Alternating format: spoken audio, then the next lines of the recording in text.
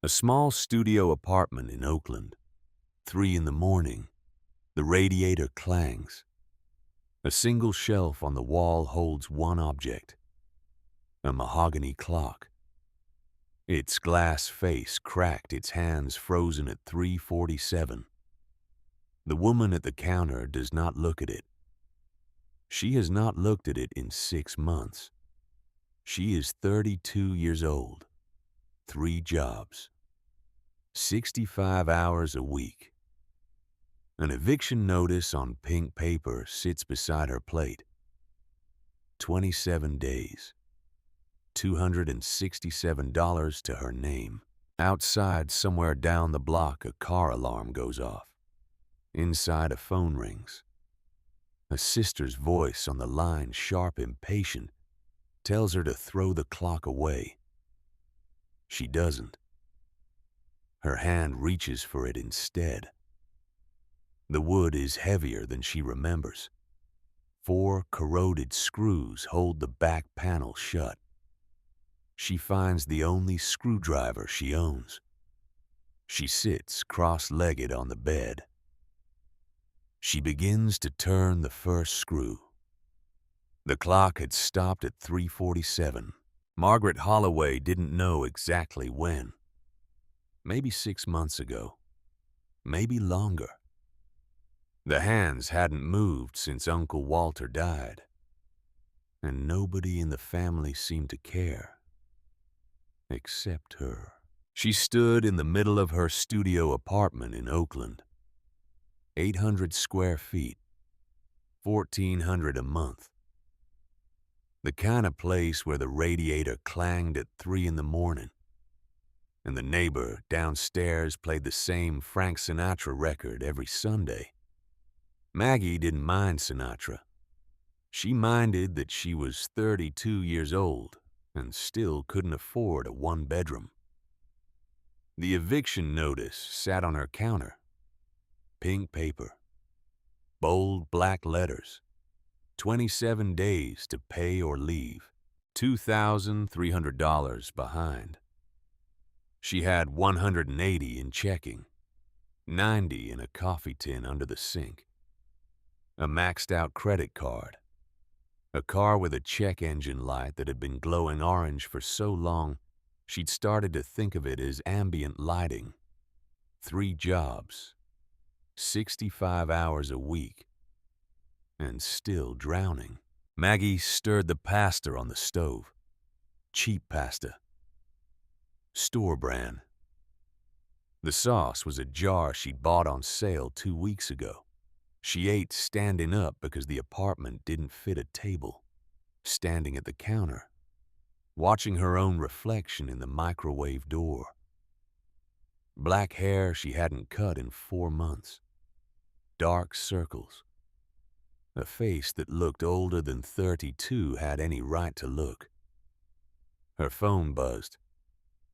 Beatrice. She almost didn't answer. Hello, B. Maggie. Mom wanted me to call. Of course she did. Eleanor Holloway never made her own phone calls. She had daughters for that. What does she want? She wants to know if you're still keeping that ugly clock. Maggie closed her eyes. Yes. Maggie. B. It's been 6 months. I know how long it's been. It's depressing to look at. You don't have to look at it.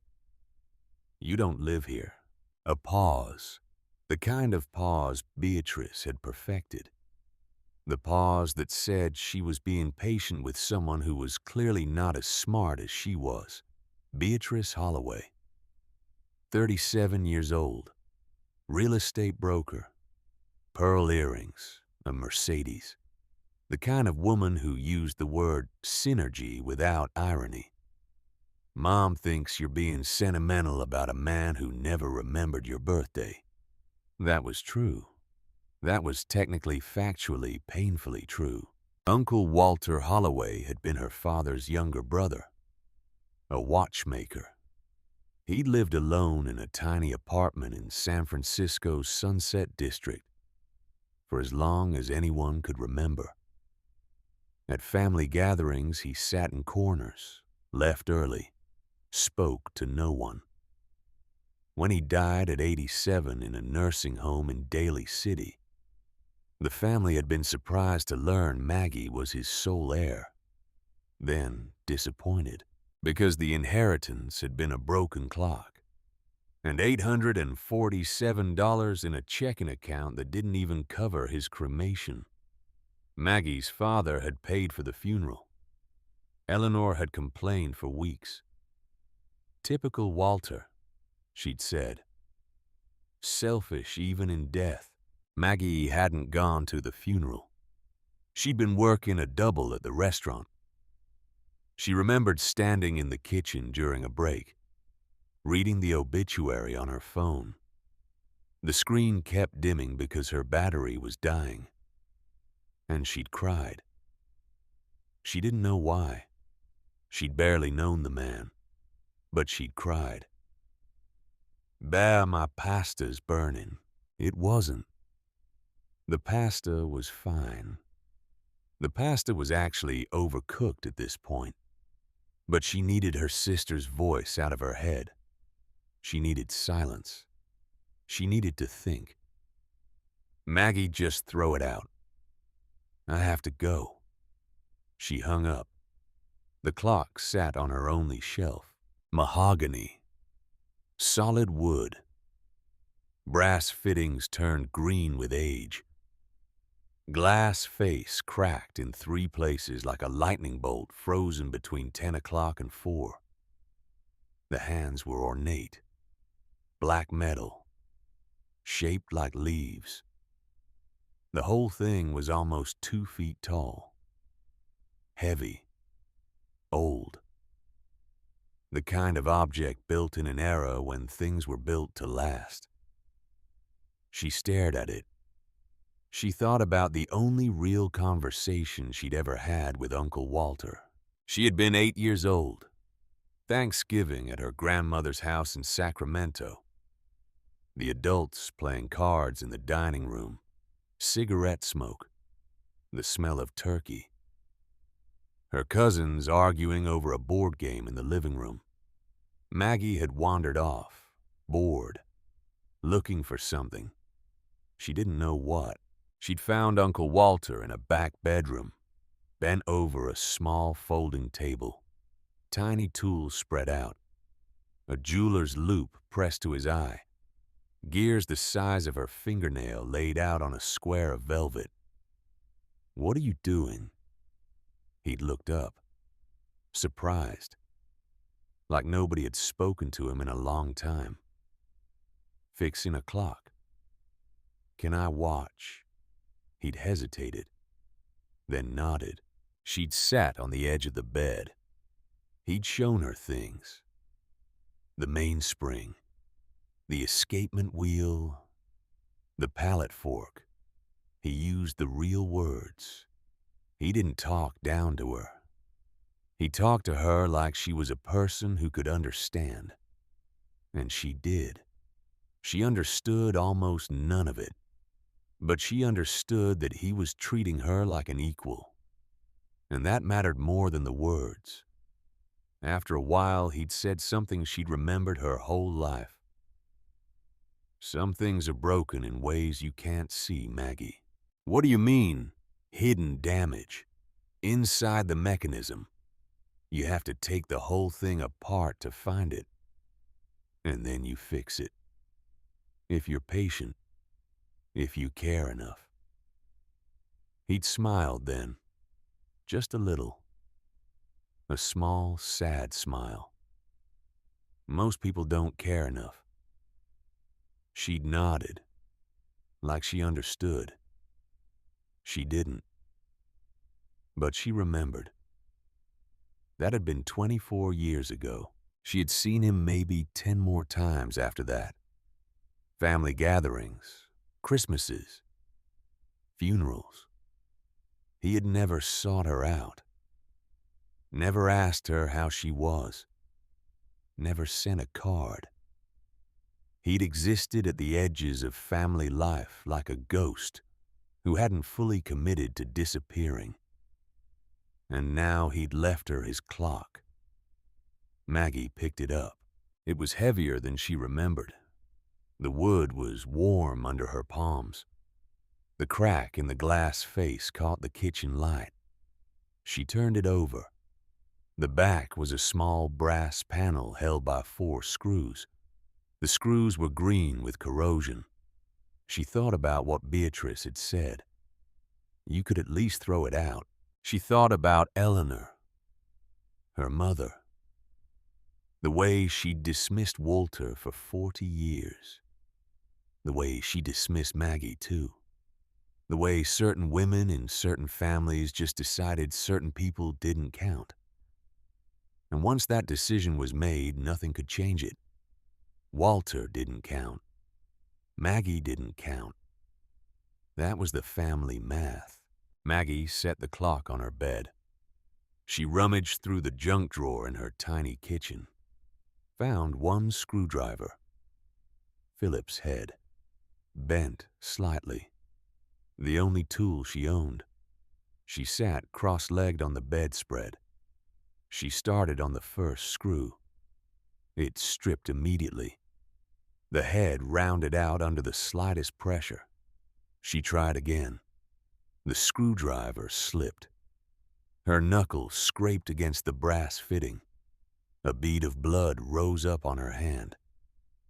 Damn it! The second screw broke clean in half.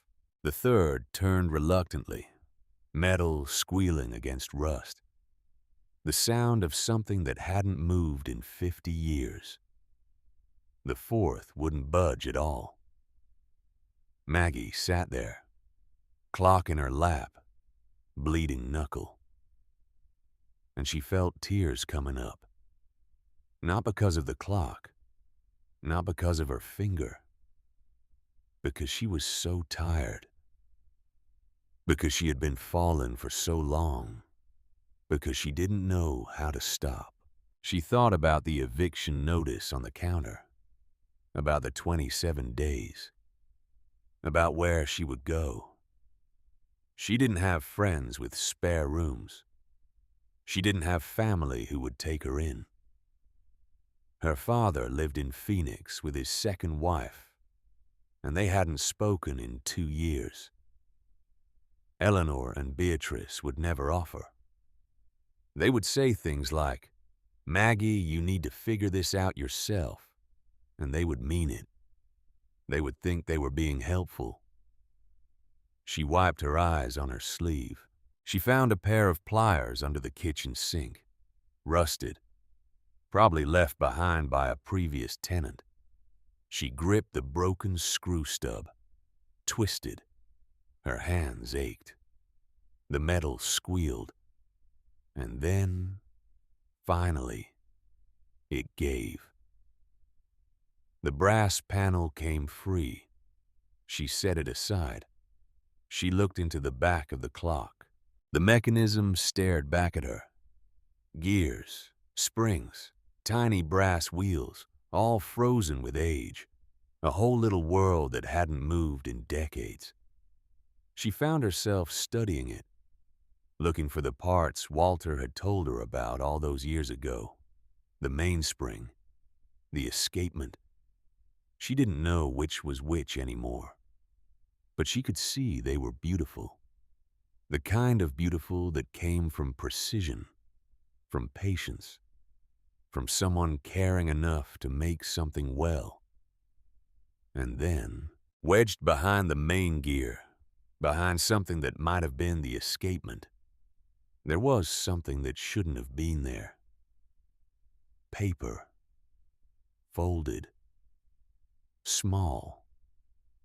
Yellowed at the edges. Maggie's heart kicked against her ribs. She pulled the paper free. Carefully. Her hands were shaking and she didn't know why yet. She unfolded it on her knee. The handwriting was Walter's.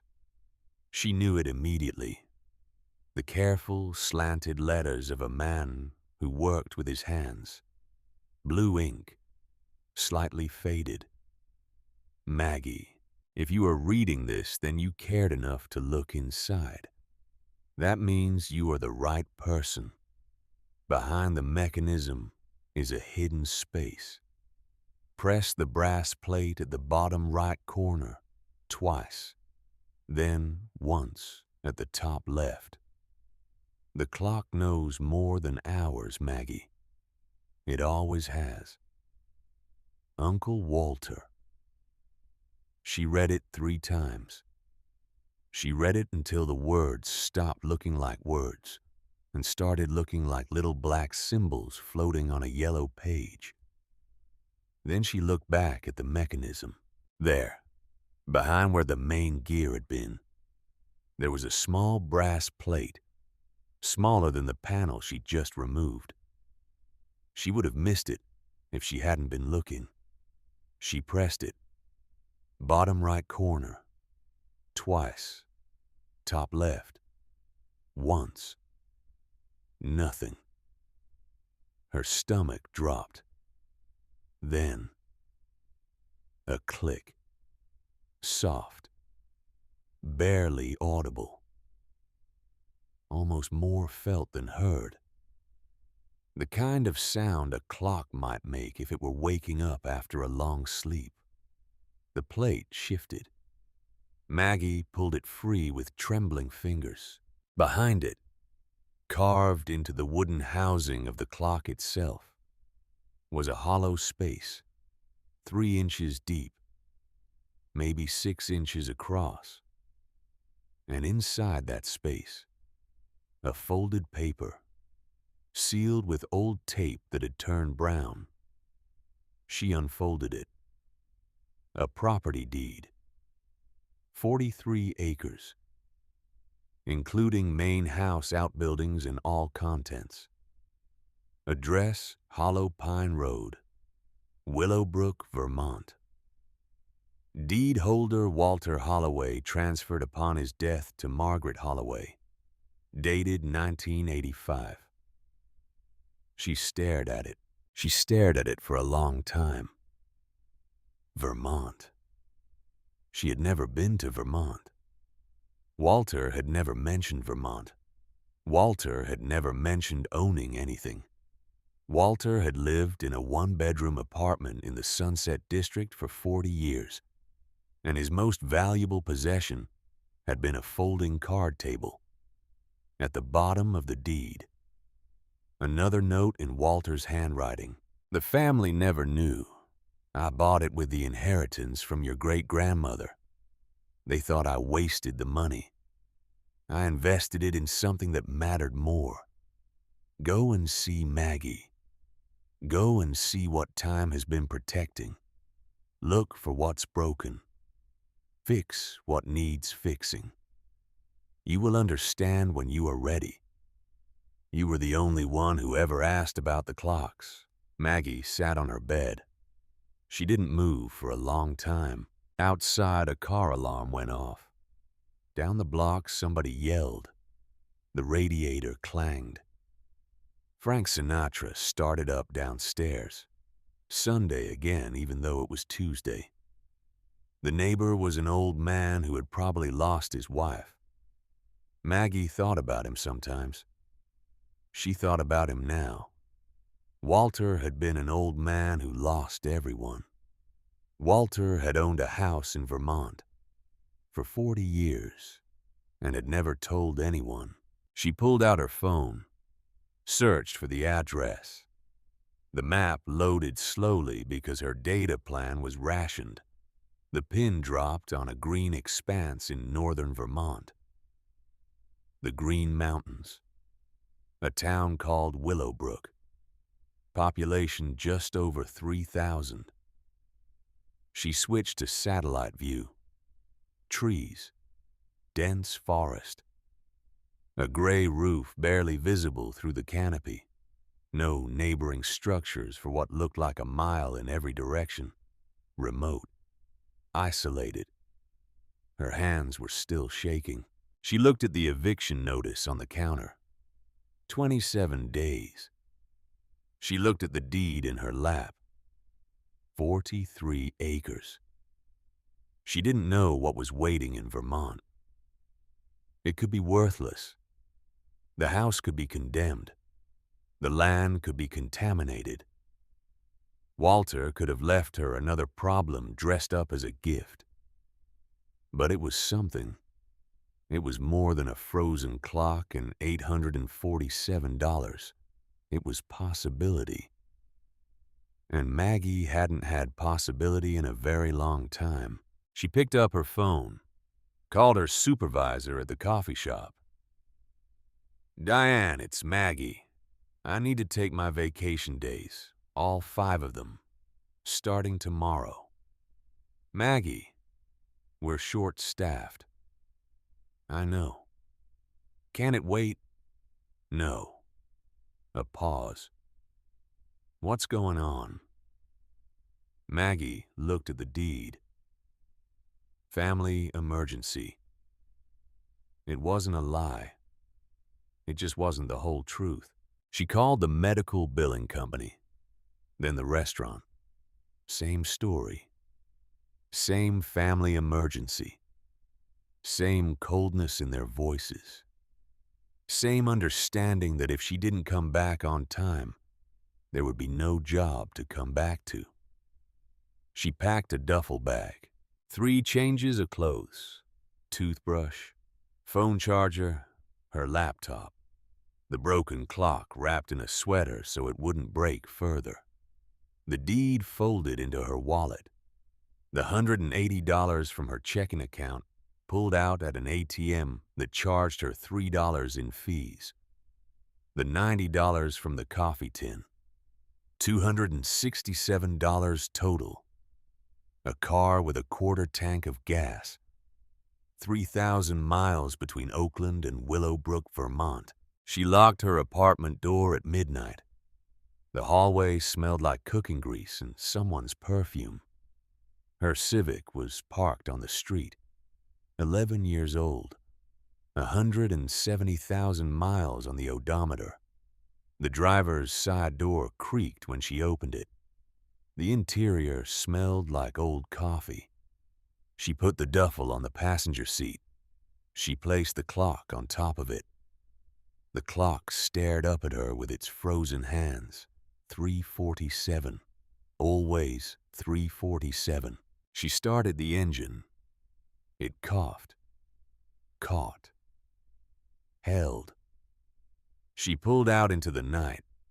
The drive took 3 days. She slept in rest areas, reclining the driver's seat back as far as it would go, using her jacket as a blanket. She rationed protein bars she'd bought at a gas station in Reno. She drank coffee until her hands trembled. She drove through California, Nevada, Utah, Colorado, Kansas, Missouri. The landscape changed in slow motion. Desert, plains, cornfields that stretched to the horizon.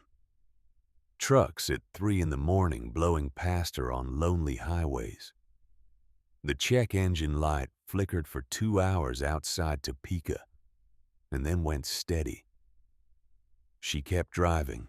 She crossed into Pennsylvania on the 3rd afternoon. The trees changed. The light changed. The road narrowed. She started to see the first reds and golds of early autumn. Maple, birch. Things she didn't have words for. She had grown up in California. She had never seen leaves change like this. She kept looking out the window and forgetting to watch the road. The Civic drifted toward the shoulder. She corrected. Vermont came on slowly. Then, all at once, the highway turned to 2-lane road. The 2-lane road turned to a county road. The county road turned to a smaller road that ran along a river she didn't know the name of. Stone walls, old barns, white churches. A general store with a hand-painted sign. Willowbrook was a single main street, maybe 20 businesses, a diner, a hardware store, a pharmacy with a window full of old apothecary bottles, a real estate office, a flower shop closing up for the evening, white houses on hills, steeples against a deepening sky. She followed her GPS up out of the village. The pavement gave way to gravel. The gravel gave way to dirt. Branches scraped the sides of the Civic. The road climbed. Switchback after switchback. She gripped the wheel. 15 minutes up, the GPS announced she had arrived. The gate was rusted iron, hanging open on one hinge. Beyond it, a driveway curved into trees so dense the headlights barely penetrated. Maggie shifted into first gear, inched forward. A quarter-mile in, the house emerged. She stopped the car. She did not move. The house was enormous. 3 stories of stone and timber, steep gables, pointed arches, a wraparound porch with ornate columns, several of them cracked, dozens of windows, half of them boarded up, ivy covering most of the front facade, the kind of ivy that looked less like decoration and more like something holding the structure together. In another life, in another century, this had been beautiful. Now it looked like something out of a story her grandmother used to tell. A house that ate the people who came to it. Maggie sat in the car. She didn't get out. She thought I drove 3,000 miles for this. She thought, this isn't an inheritance. This is a burden. She thought, Walter, what did you do to me? And then, a voice. You must be Margaret. Maggie screamed. She actually screamed, out loud, in the car, by herself. She fumbled for the door, for her phone, for the screwdriver and the cup holder, which was the closest thing to a weapon she owned. She got out of the car with the screwdriver gripped in front of her like she was about to fight a ghost. The woman standing by the gate was small, maybe 5 feet tall, bundled in a thick wool coat, gray hair tied back in a low knot, a flashlight in one hand, a wicker basket in the other. She did not look threatening. She looked exactly like someone's grandmother. I'm sorry, the woman said. I should have called out sooner. I saw the headlights coming up the hill. Who are you? Ruth Pemberton.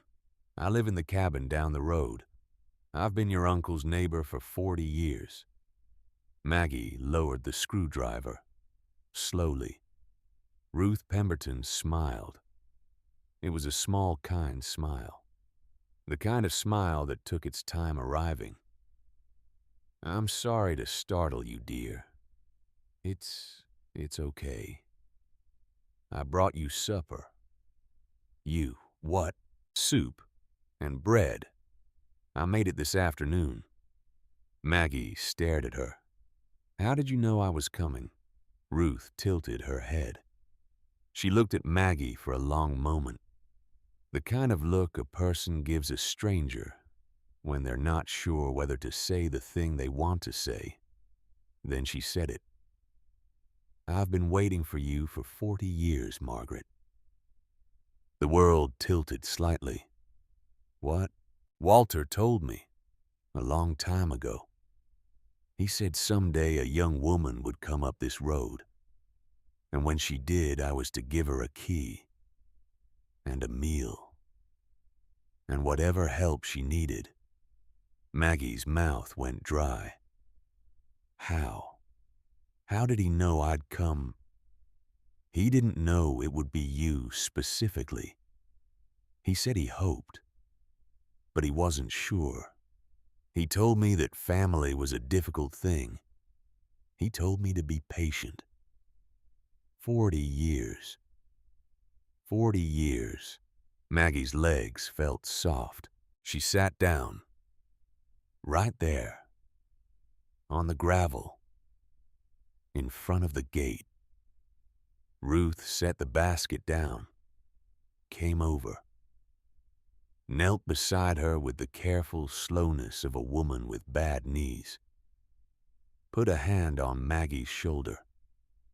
The hand was warm even through the wool of the coat. You drove a long way, didn't you? Maggie nodded. You haven't eaten properly. No. You haven't slept properly. No. Come. Ruth stood, picked up the basket, held out a hand. You'll come to my house. We'll eat. You'll sleep on a real bed. Tomorrow we'll come back here together. The house has waited this long. It can wait one more night.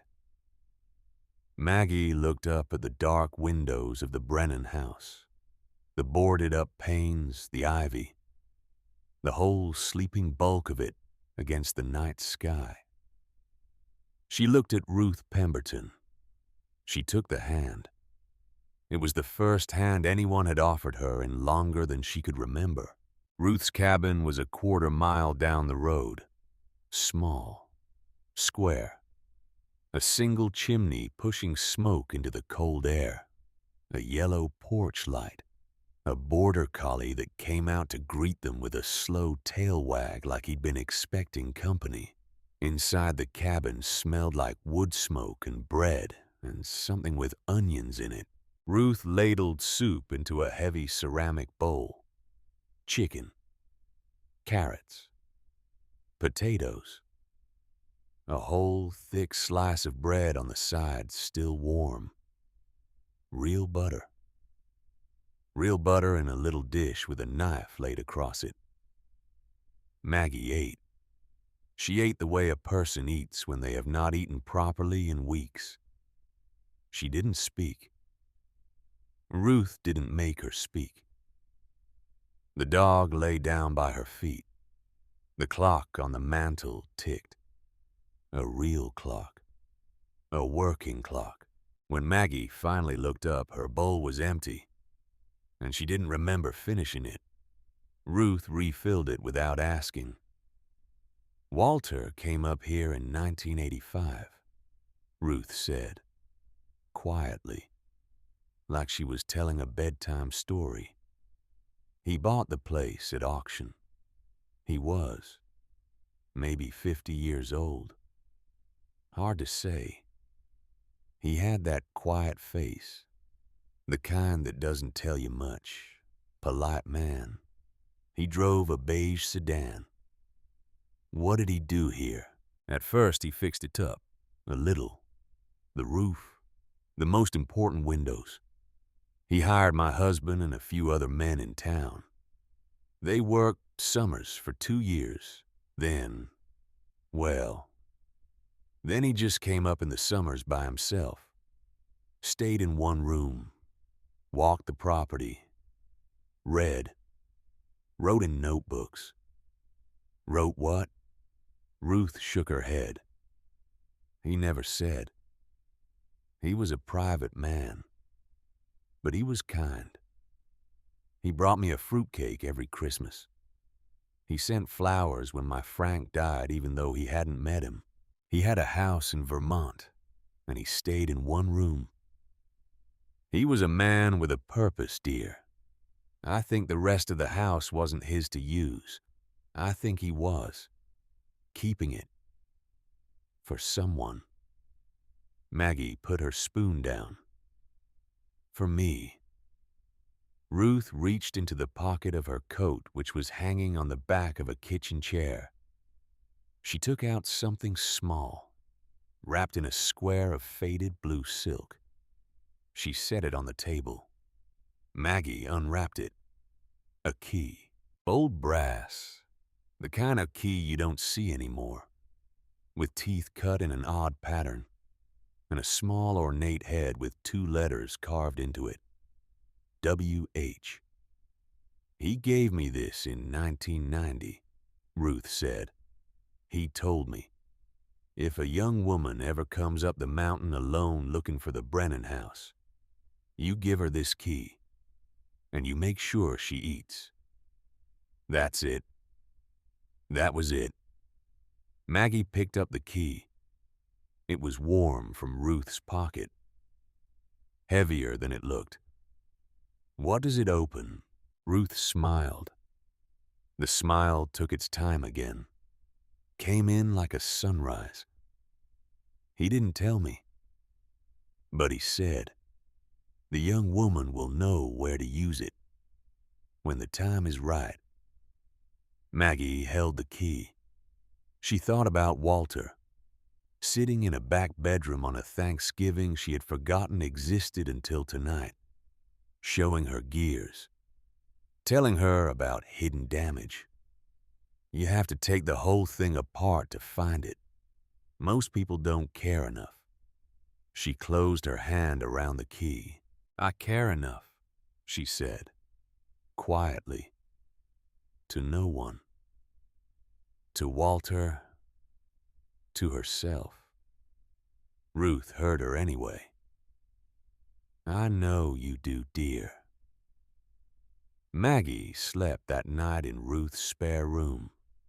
A real bed, quilts on top, a window cracked open to let in the smell of cold pine. She slept the kind of sleep she had not slept in years. Deep, heavy, dreamless. When she woke up, sunlight was coming through the window in pale yellow stripes. The dog was lying outside her door looking at her like he had been waiting. She came down to the smell of coffee and eggs. Ruth was at the stove. "Eat first," she said, without turning around. "Then we'll go up." They walked up the road together. Slowly, because Ruth's knees weren't what they used to be. The morning was cold. Their breath made small clouds. Birds called from somewhere in the trees. The Brennan house in daylight was different. It was still ruined, still huge, still drowning in ivy. But the daylight showed something the night had hidden. The bones of it, the proportions, the careful, beautiful way it had been built. Someone a long time ago had loved this house. Someone had spent a fortune building it. The decay was real, but underneath the decay was a structure that had been made by people who cared. Maggie stood at the front door. Ruth waited a step behind. The door was heavy oak, iron fittings, the kind of door that had not been opened often. Maggie pushed it.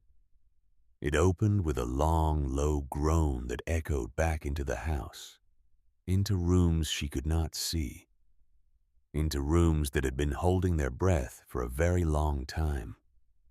She stepped inside. The entry hall was vast. A grand staircase curved up into shadow. Dust hung in the air like fog.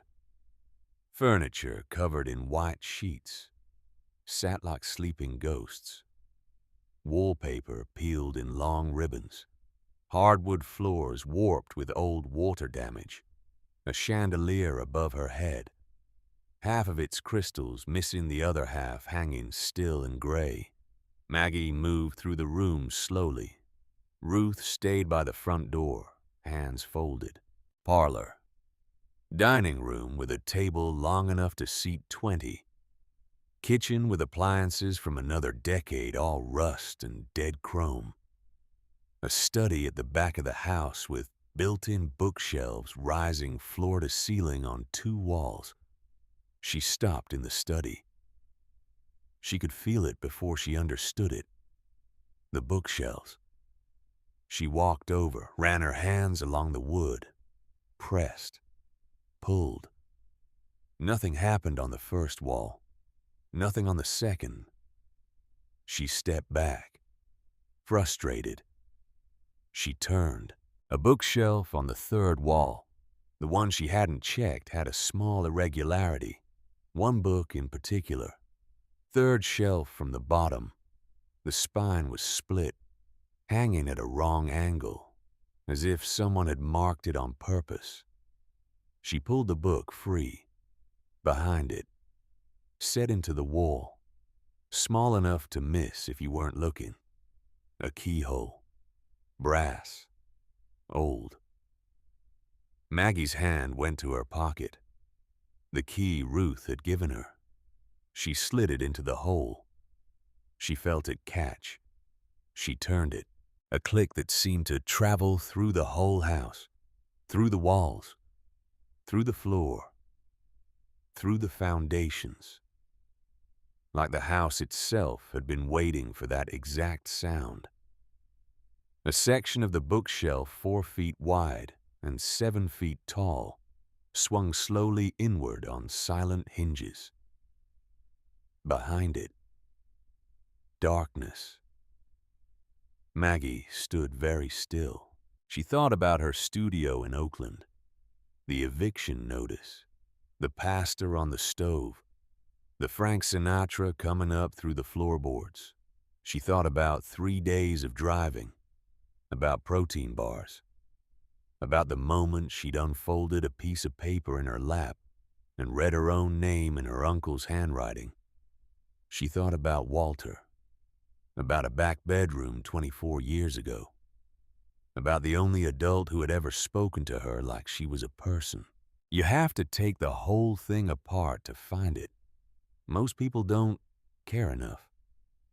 She turned on her phone's flashlight. She stepped through the opening into the dark. The room behind the bookshelf was small, 10 feet square, maybe less. Stone walls, a stone floor, no windows.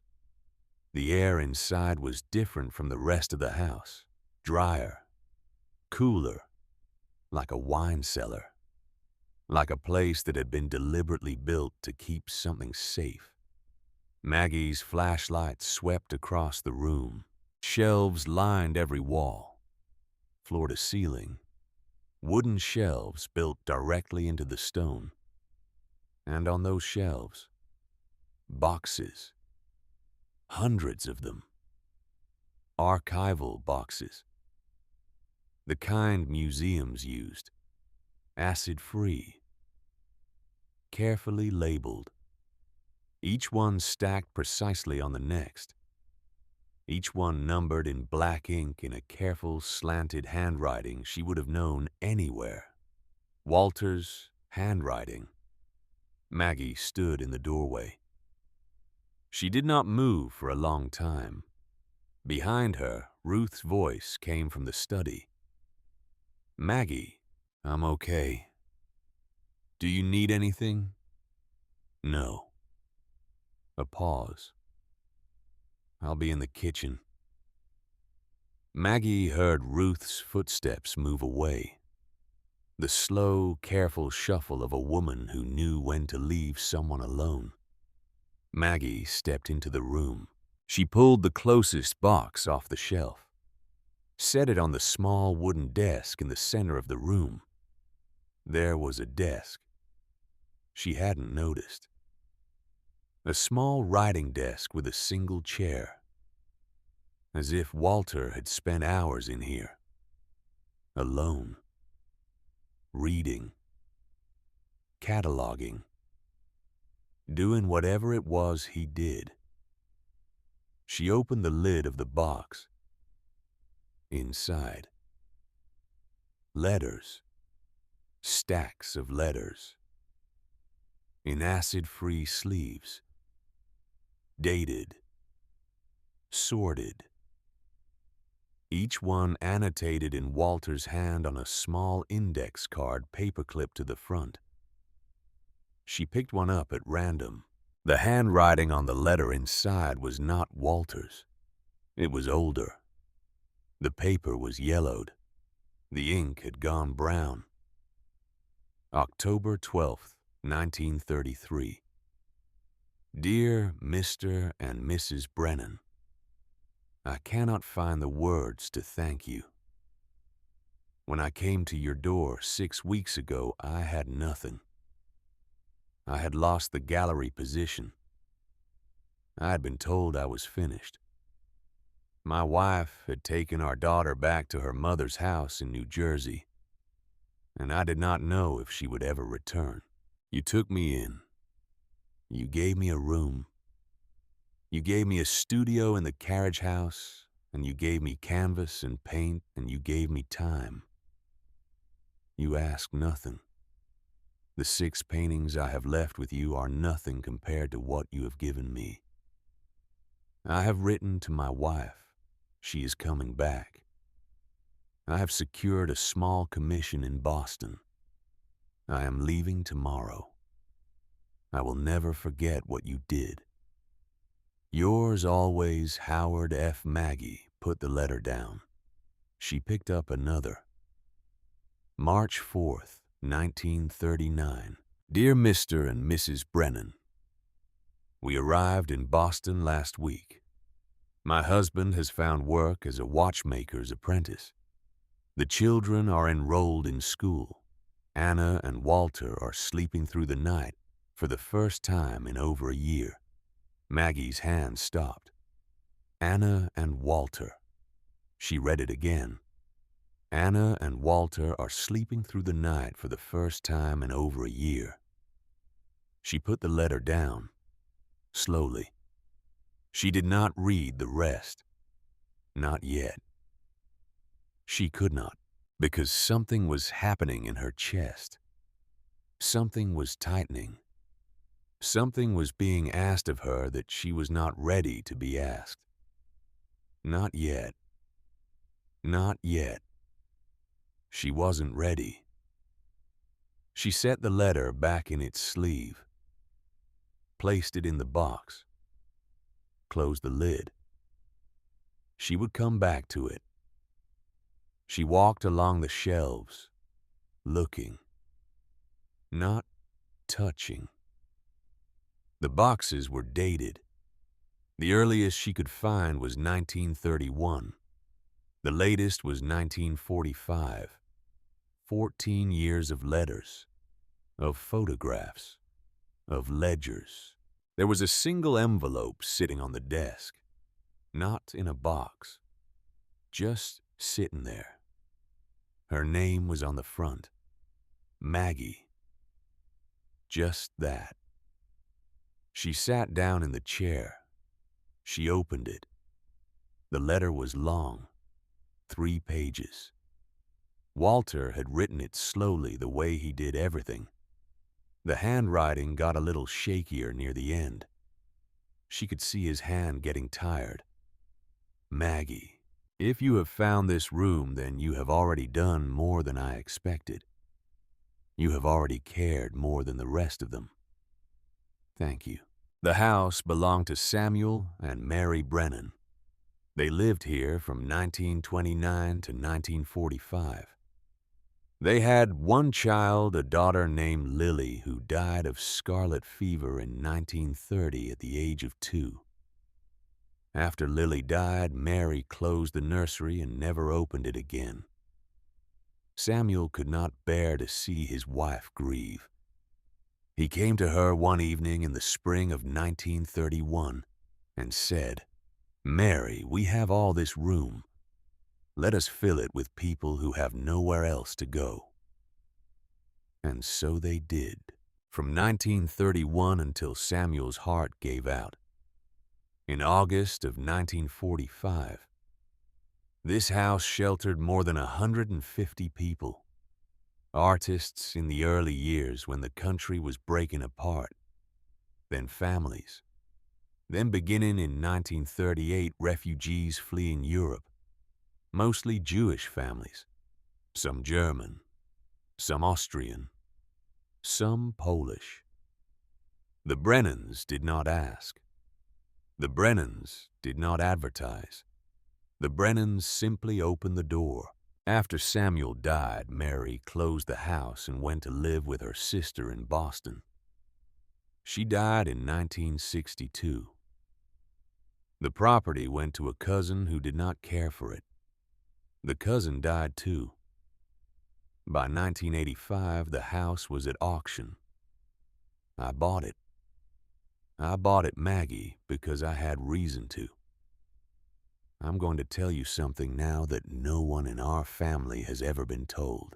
Your grandmother, Anna, was born in Vienna in 1932. She came to America with her parents in March of 1939 when she was 7 years old. I was 2. We came through this house, Maggie, Anna and I and our mother and father.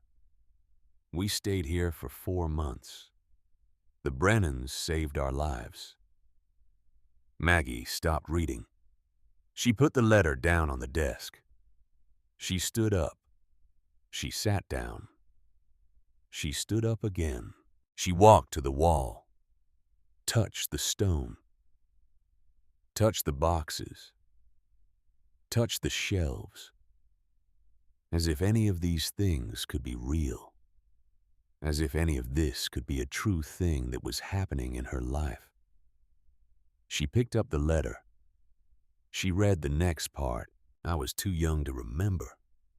I did not know any of this until 1983, when our father was dying. He told me in a hospital room in San Francisco. He told me only me. He said he had never told Anna because he did not want to make her live with it. He said our mother had begged him never to tell anyone. She was ashamed. She did not understand that she had nothing to be ashamed of. But that is how it was in those years for the people who came over. Father told me the name of the house. He told me the names of Samuel and Mary Brennan. He told me they had been good to us when no one else would help. When he died, I went looking. It took me 2 years. By the time I found this place, the cousin had let it fall apart. The auction was in the spring of 1985. I had the inheritance from your great-grandmother. I had enough. I bought it. The family said I was wasting the money. I let them think so. I did not move in. I did not deserve to live in this house. I came up summers and I tried to take care of it. And one afternoon in August of 1985, I found this room. Behind the bookshelf. The shelf was already half open. The cousin had not known what he was selling. I read everything. It took me years. Maggie, the Brennans saved over 150 people. They wrote it all down. They kept it all. And no one in the world knew. The cousin had not known. The town had not known. History had not known. I am a watchmaker, Maggie. I am not a historian. I am not a wealthy man. I did not know what to do with what I had found. I knew only that I could not let it disappear. So I kept it safe. I came up every summer for 40 years, and I made sure the roof did not leak into this room. I checked the boxes. I cataloged. I waited. I waited for someone in the family who would care. Anna never spoke of any of it. I think she did not remember, but I am not sure. Your father had no interest. Your mother had no interest. Your sister Beatrice has never asked me a single question about my life. You asked Maggie. You were 8 years old.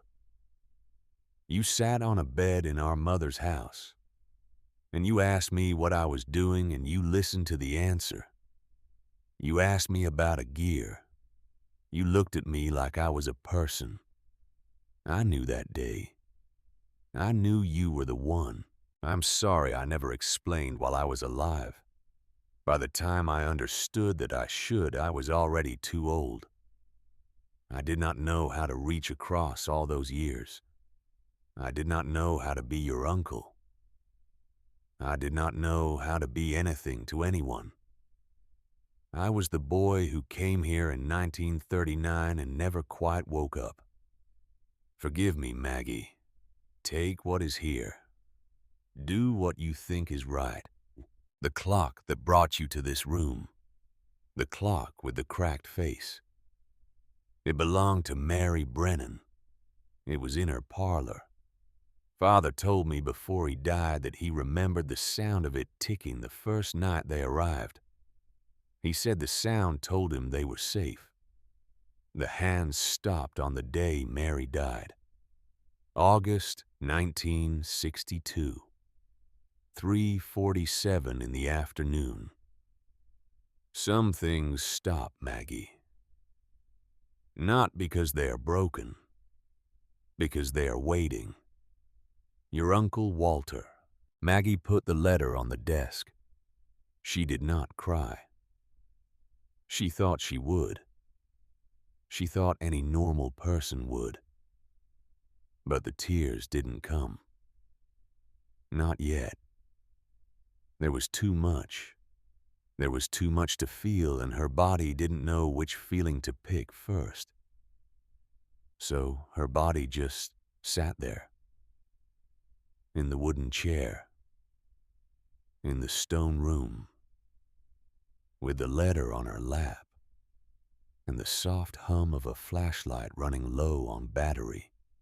She thought about her grandmother Anna Holloway, who had been called Oma by the grandchildren, because that was what Anna had called her grandmother. Anna, who made babka at Christmas, which was odd in a Holloway household. But no one ever asked why. Anna, who never spoke about her childhood.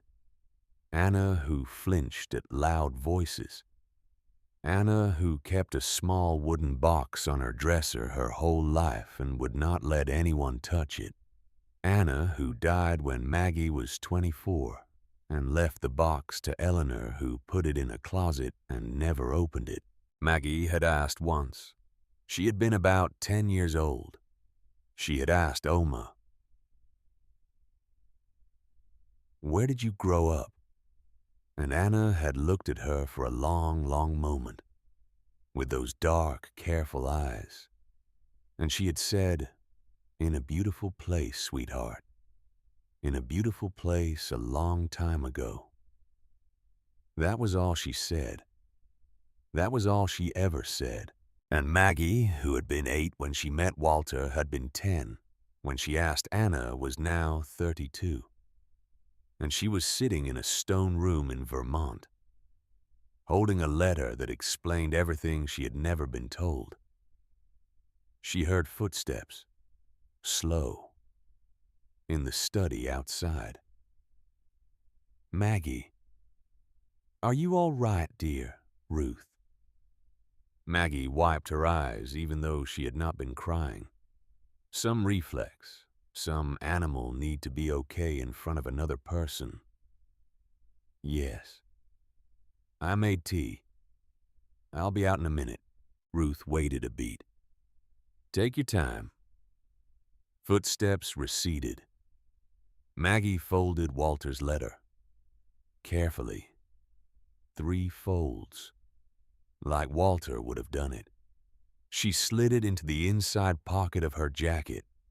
She would not show it to anyone. Not yet. Not until she understood.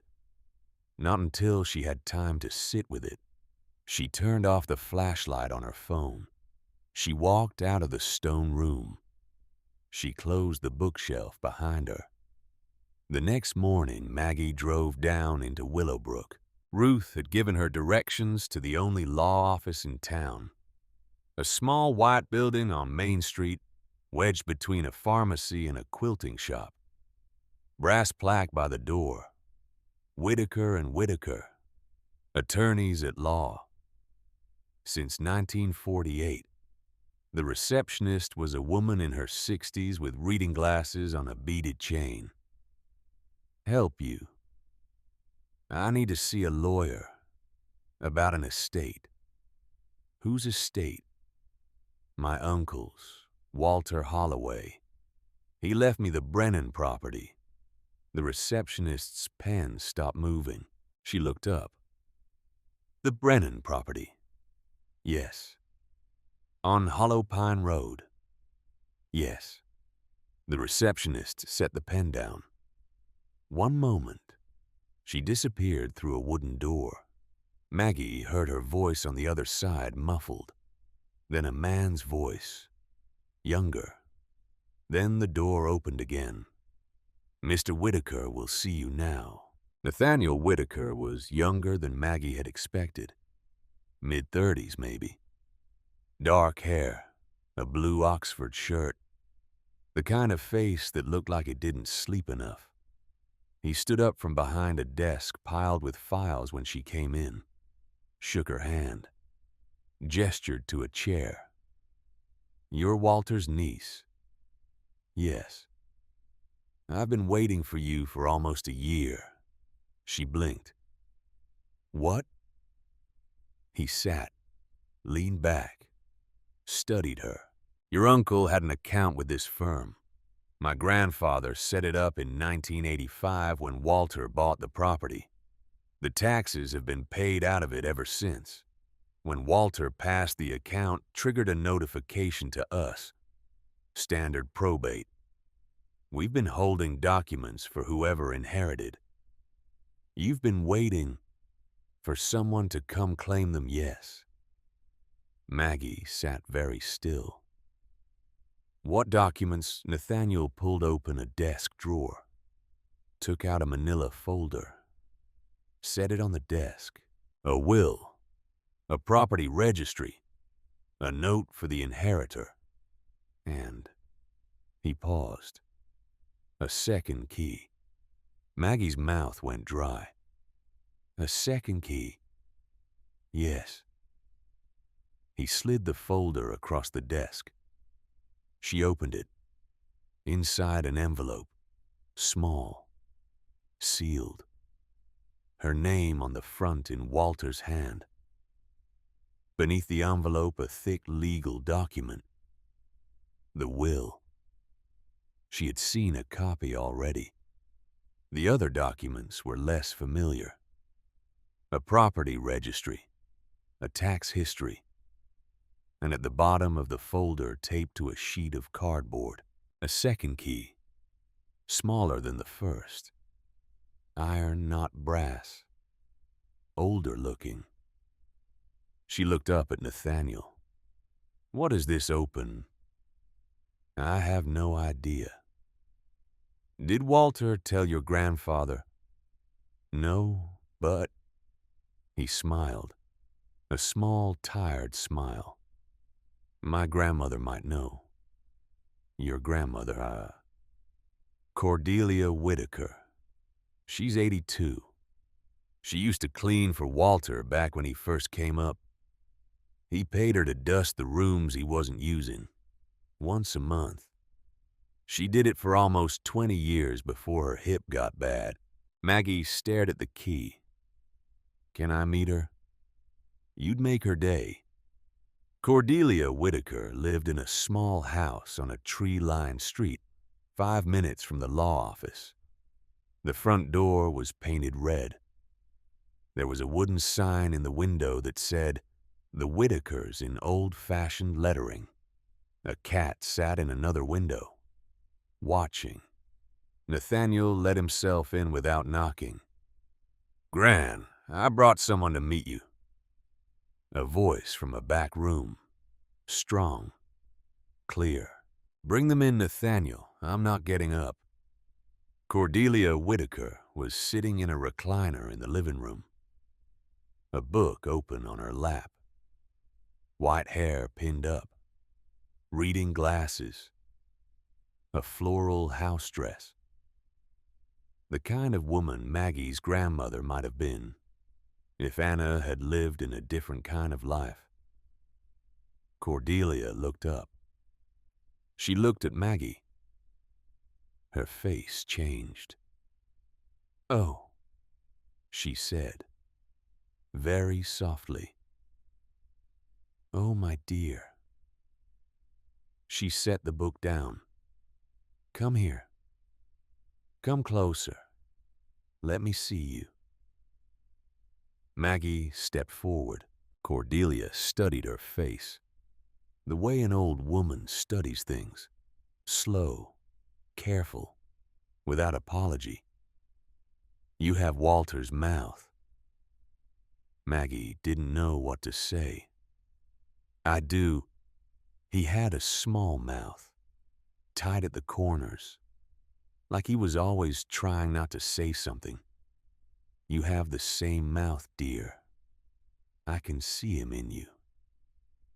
"You knew him well." "Knew him?" Cordelia laughed, a small, surprised laugh. "I cleaned for him for 19 years. I knew him the way you know a man who never has more than 3 words to say. He drank black tea. He liked oatmeal cookies, but only with raisins. He couldn't stand the smell of bleach, so I had to use vinegar on the floors." Nathaniel pulled up a chair for Maggie. She sat. "Gran Walter left her a key. We don't know what it opens. We thought you might." Cordelia frowned, closed her eyes, thought. "How big is the key?" Maggie held it up. "Iron. Smaller than my pinky." Cordelia opened her eyes. "That's not for the house, dear. It's not. No. The house keys were brass, big. That key, that's for the workshop." "The workshop?" "The small stone outbuilding behind the carriage house. Walter kept it locked up tight. I never went in. He told me once. He told me." She paused, reached into her memory. "He told me he kept something there that was more precious than gold. He said it like a joke. But I never thought he was joking." Maggie stood up. She didn't mean to. She just stood up. "I have to go." Cordelia smiled. "Of course you do. Will you? Will you come up to the house sometime? Would you tell me? Would you tell me what you remember about him?" The old woman's eyes softened. "Dear girl, I will tell you everything I remember, until I can't remember any more." Maggie walked back to her car. Nathaniel walked beside her. "I'll come up tomorrow," he said. "We'll go over the legal side. There's quite a lot of paperwork, and we should secure the property. The house has been vacant a long time. Word will get around that someone's there." "Thank you." He nodded. He didn't say what was clearly on his mind. He didn't say, "I am also wondering what's in the workshop." She drove back up the mountain. She did not stop at Ruth's cabin. She went straight to the workshop. It was a small stone building, maybe 20 feet square, set back from the main house, half hidden behind the carriage house, which itself was half collapsed. The workshop's roof was intact. The windows were boarded. The door was solid oak with iron fittings. The door had a keyhole. Maggie put the iron key in. It turned. Inside. She did not turn on her phone's flashlight at first. She heard them. A soft, rhythmic, layered sound. Coming from the walls. From the corners. From everywhere at once. Ticking. Many small, careful ticks. Not in unison. Each one in its own time. The way a forest of insects sounds at night. The way a heart sounds when you press your ear to someone else's chest. She turned on the light. Clocks. Dozens of them. Lined up on shelves built into the stone walls. Mantel clocks. Wall clocks. A few small ship's clocks, all of them running, all of them. Maggie walked to the nearest one, a small brass carriage clock. The hands moved. The second hand swept. It was alive. Walter had been coming up here. Walter had been winding them. 40 years of someone driving from California to Vermont every summer to wind a room full of clocks, to make sure they did not stop, to make sure something in this house was still alive. She thought she might collapse. She did not. She moved to the back of the workshop. At the back against the rear wall there was a long wooden cabinet, built into the stone, locked. But the lock was open. Walter had wanted her to find this. Walter had unlocked it. She opened the cabinet. Inside, wrapped in cloth, stacked carefully on 3 shelves, gold bars. She counted them, slowly, with her hands. 42. Each one was large, heavy. The cloth wrappings were old soft from years of handling. She unwrapped one. The bar was stamped with a date. And the next, and the next. She did not know how to value gold. She did not know what current prices were. She knew only that this was a lot of metal, a lot of weight, a lot of value. Below the gold on the bottom shelf of the cabinet there were 3 more boxes. She opened the first. Jewelry, old jewelry, necklaces, brooches, a small velvet roll of rings, the kind of pieces that didn't come from a store, the kind of pieces that had been somebody's mother's, somebody's grandmother's, pieces that had been pressed into the hands of refugees by people who had said, "Take this hide, it don't tell anyone you have it. You may need to sell it someday." But these had not been sold. These had been left here. Why? She closed the box. The second box held small paintings, canvases rolled up tight. She unrolled one. It was a landscape, loose, beautiful brushwork, hills, a river, trees. She did not recognize the signature in the corner. But the painting was real, old, skilled, the kind of painting that hung in museums. The third box held a folder of documents. She did not open it, not yet. She closed the cabinet. She sat down on the workshop floor. The clocks ticked around her. She thought about the letters in the stone room, the artists in 1933, the refugees in 1939. These things in the cabinet, they were not the Brennans' fortune. They were gifts. They were everything the people who passed through this house had given Samuel and Mary Brennan in gratitude. The painter Howard who had left 6 canvases. A jeweler who had pressed a brooch into Mary's hand at the door. A family who had given Samuel a gold bar from a hidden pocket in a coat. The Brennans had never sold any of it. They had kept it. And when they died, the cousin had not known. And when Walter had bought the house, he had found it. And he had not sold it either. He had kept it. He had kept it for 40 years.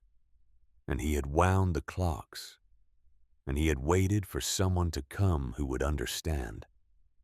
Maggie cried then. She put her face in her hands, and she cried in the stone workshop with the clocks ticking all around her. She cried for Walter. She cried for Anna. She cried for Samuel and Mary. She cried for a daughter named Lily who died at 2. She cried for the painter who had left his work, for the families with their hidden brooches, for her father who had no interest, and her mother who had no interest, and her sister who had no interest. She cried because she finally understood. She was the inheritor, not of money, not really, of a duty. Walter had given her a duty. She didn't know how long she sat there. Long enough that the light coming through the cracks in the boarded windows changed color. Long enough that the clocks ticked on calm and patient. And she felt herself slowly come back to herself. She wiped her face on her sleeve. She stood up. She locked the workshop. She put the key in her inside pocket next to Walter's letter. She walked back to the main house. Nathaniel came up the next morning. He brought a thermos of coffee and a security company catalog and a serious expression. They sat in the kitchen of the Brennan house and went through the paperwork. Will, property registry, insurance options, cameras, alarms. He asked her gently if she had any sense yet of the property's total value. She told him there was gold in the workshop. She told him there were paintings. She told him she didn't know how much exactly. He didn't react. He just nodded. "We'll get appraisers in, quietly. I have contacts in Boston who can come up, discreet people. We don't need anyone in Willowbrook talking until we've got the legal side locked down." "Okay. Your family. Do they know? They know I inherited a house in Vermont. They think it's worthless. Have you told them otherwise?" "No. Don't. Not yet. I won't." A week passed. The appraiser came up from Boston, a small woman in her 50s named Dr. Patience Goldman. Quiet, methodical. She spent 4 hours in the workshop with white cotton gloves. She did not speak much. When she was finished, she sat with Maggie in the kitchen. "Margaret, yes, I want to be careful with the number I am about to give you. I want you to understand that this is preliminary. We will need provenance research. We will need authentication on the paintings. We will need export controls reviewed for the jewelry. I understand. My preliminary estimate is between $28 and $35 million. Maggie put her coffee cup down. She held very still. 28 to 35. Yes. Million. Yes. Okay. Are you all right? I don't know. Dr. Goldman smiled. A small kind smile. Most people aren't. That afternoon, Helen Rosenfeld arrived from the university. Dr. Helen Rosenfeld. Mid-50s. Curly gray hair. A long woolen coat. She was a historian who specialized in private rescue networks during the Holocaust. Nathaniel had reached out to her, cautiously. He had not told her what she would find. Maggie led her into the stone room. Helen looked at the boxes. She looked at Maggie. She looked at the boxes again. She walked over to the closest shelf. She opened one box. She picked up a letter. She read it. Then she set the letter down. Then she sat on the small wooden chair, at the small wooden desk, where Walter had sat for 40 years. She put her hands on her face. She did not move for a long time. When she took her hands away, her eyes were wet. "Margaret," she said, quietly. "Yes. Do you understand what you have here?" "I'm starting to." This is This is one of the most complete records of private rescue activity in the United States that I have ever seen. The Brennans were never on any list. They were never written about. No survivor I have ever interviewed has mentioned this house. That was the point. They didn't want to be famous. No. They wanted to be useful. That is a different thing. She stood up, walked along the shelves, read labels, touched nothing. There were people like them. We always knew there were. But the documentation is gone. Most of those families burned the records out of fear. Some never kept records to begin with. This, she turned to Maggie. This is a gift, Margaret. This is a gift to history and to the families of the people who passed through here. That's what I want to do with it. Tell me what you want to do, Maggie told her. She told Helen about the letter from Walter, about Anna, about being 8 years old, about sitting in a stone room and reading her own grandmother's name in a list of refugees. She told her she wanted to restore the house. She wanted to make it a place where the names would be remembered. She wanted to find the descendants of the 150 people who had passed through. She wanted to bring them back. She wanted to tell them. Helen listened without interrupting. When Maggie was finished, Helen was silent for a long moment. Then she said, "I will help you. The university will help you. We will do this together." Maggie nodded. She did not trust her voice. A few days later in the afternoon, she heard a car coming up the mountain. Not Nathaniel's, not Ruth's. A new sound. She walked out to the porch. A white Mercedes was navigating the dirt road. Far too clean. Far too low to the ground. Behind it, a silver Lexus. Beatrice. Eleanor. Maggie's stomach turned over. Beatrice got out first. Designer jeans, white blouse, sunglasses. Looked at the house, made a face. Eleanor stepped out of the Lexus, slowly, the way a queen steps out of a carriage.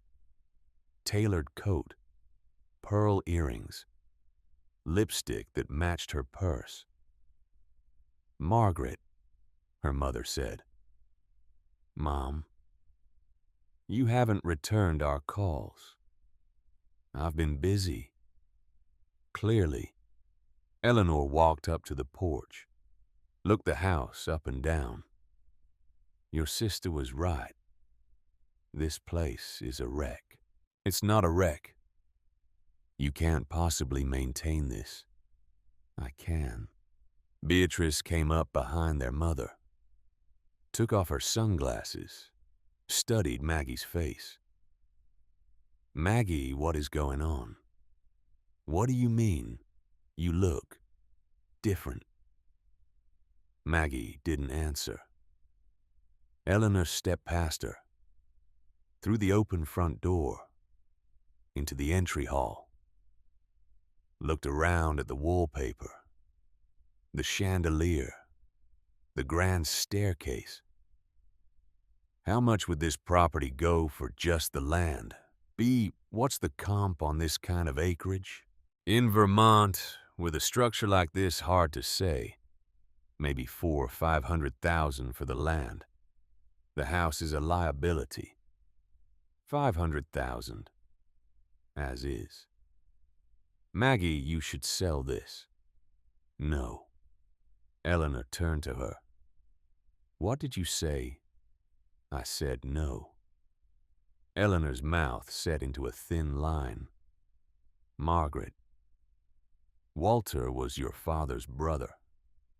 Whatever he left, it belongs to the family. We've discussed this. You've discussed it. All of us have. I haven't been part of any of those discussions. Beatrice took a step forward. Maggie, we're just trying to help you. You don't know how to handle something like this. You've been working 3 jobs in Oakland and getting evicted from a studio apartment.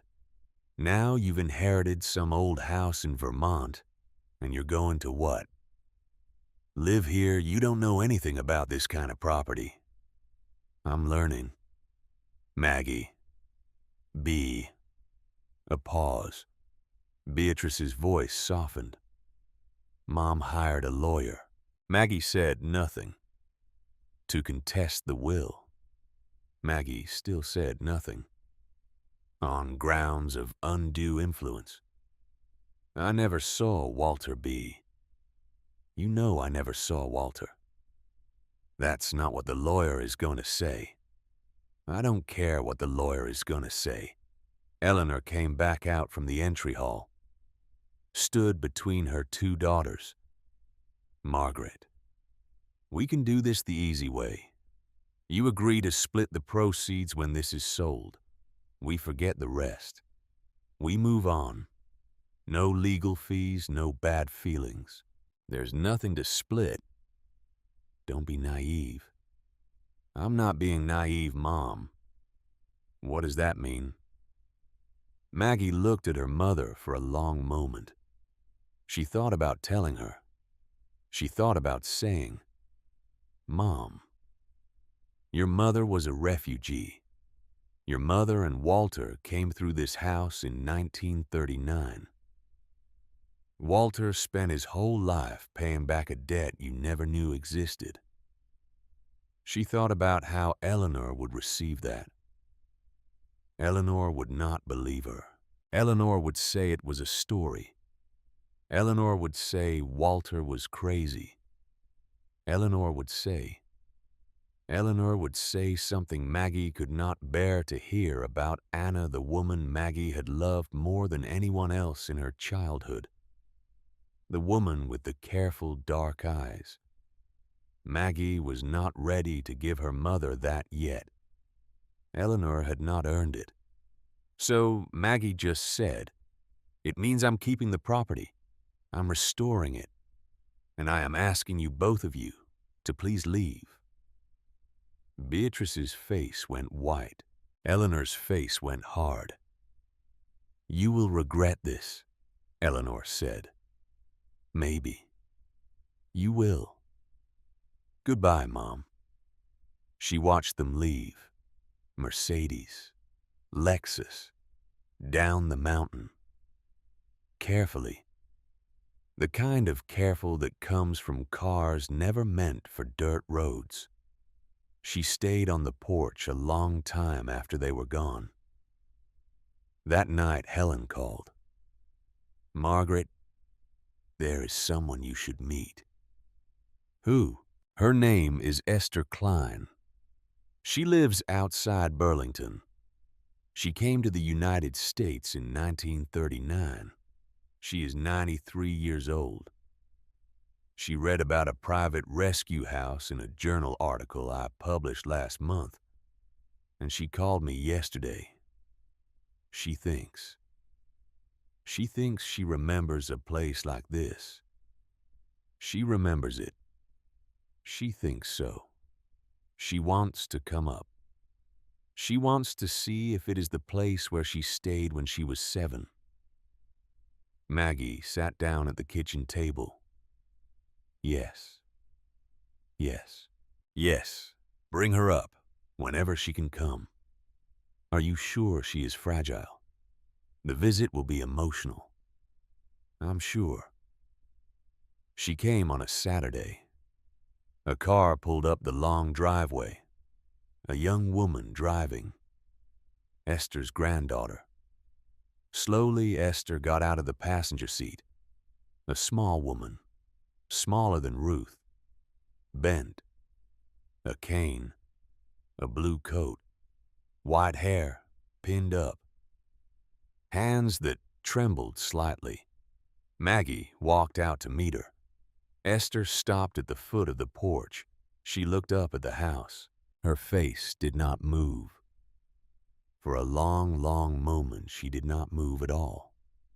Then she put one hand on the porch railing to steady herself, to anchor herself. She said, "Yes." Maggie said nothing. She knew not to speak. "Yes," Esther said again. "This is it."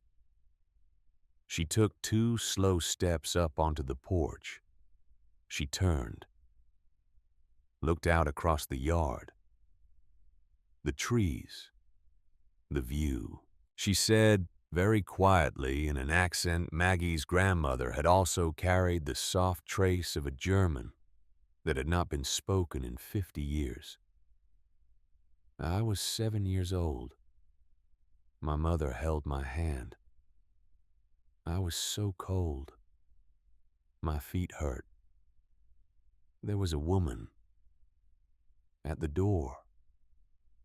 She turned back to the front door.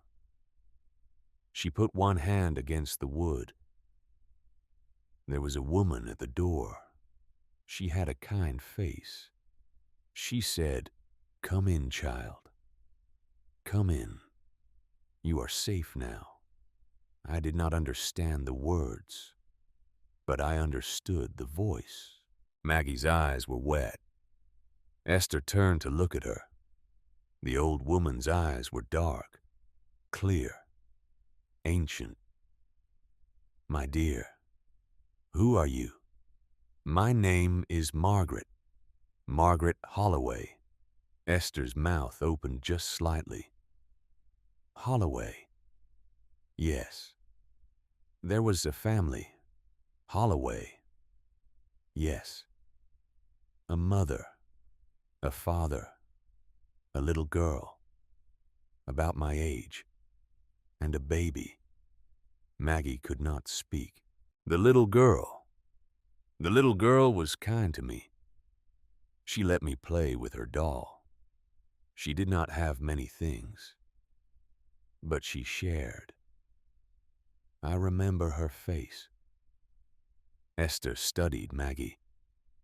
Her old hand came up, gently, touched Maggie's cheek.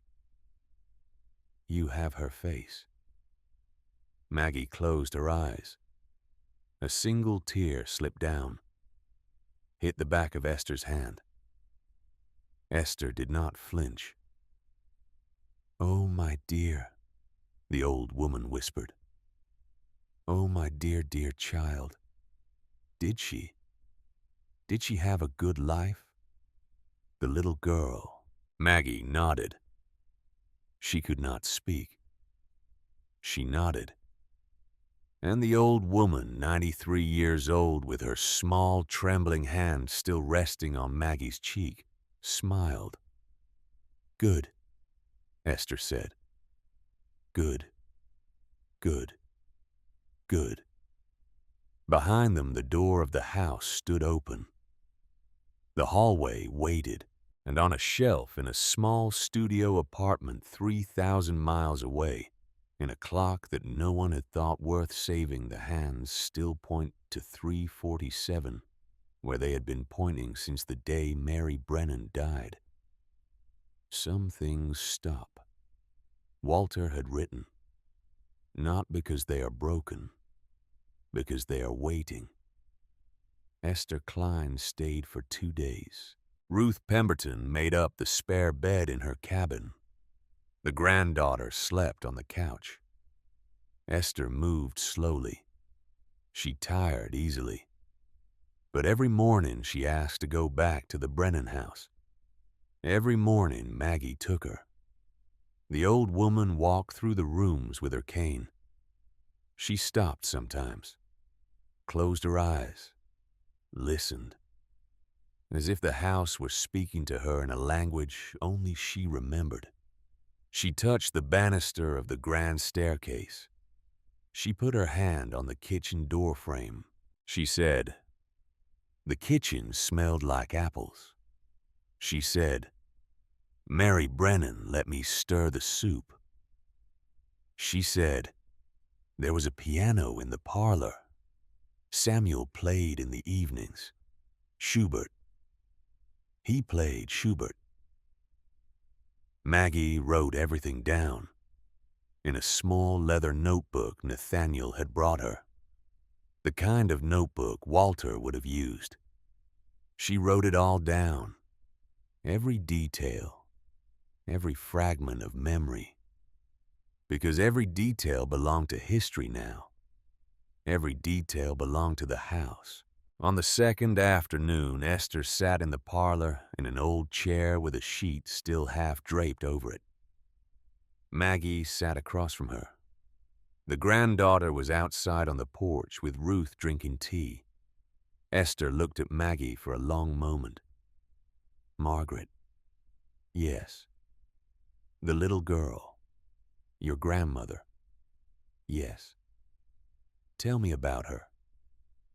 Maggie took a breath. "Her name was Anna. She lived a long life. She married my grandfather in 1955. They had 2 sons, my father, my uncle. My uncle was the one who left me this place. The baby." "Yes." Esther closed her eyes. "The baby was a quiet baby. I remember. He did not cry much. Anna carried him everywhere. She was a little mother already at 7 years old. She had old eyes." "Yes." "She made it to America. She had a life." "She did." "Did she? Did she ever speak about this?" Maggie shook her head. "Never. Not once. Not to anyone." Esther nodded slowly, like she had known the answer before she asked. "Many of us did not speak. We could not. There was no language for it. There were no words that fit. So we held it inside, and we let it become a stone, and we carried the stone. My grandmother kept a small wooden box. Yes, on her dresser. Her whole life, she never let anyone touch it." Esther's eyes opened, dark, bright. "Have you opened it?" "My mother has it. She has not opened it either." "My dear." "Yes, you must open the box." Maggie nodded. She knew.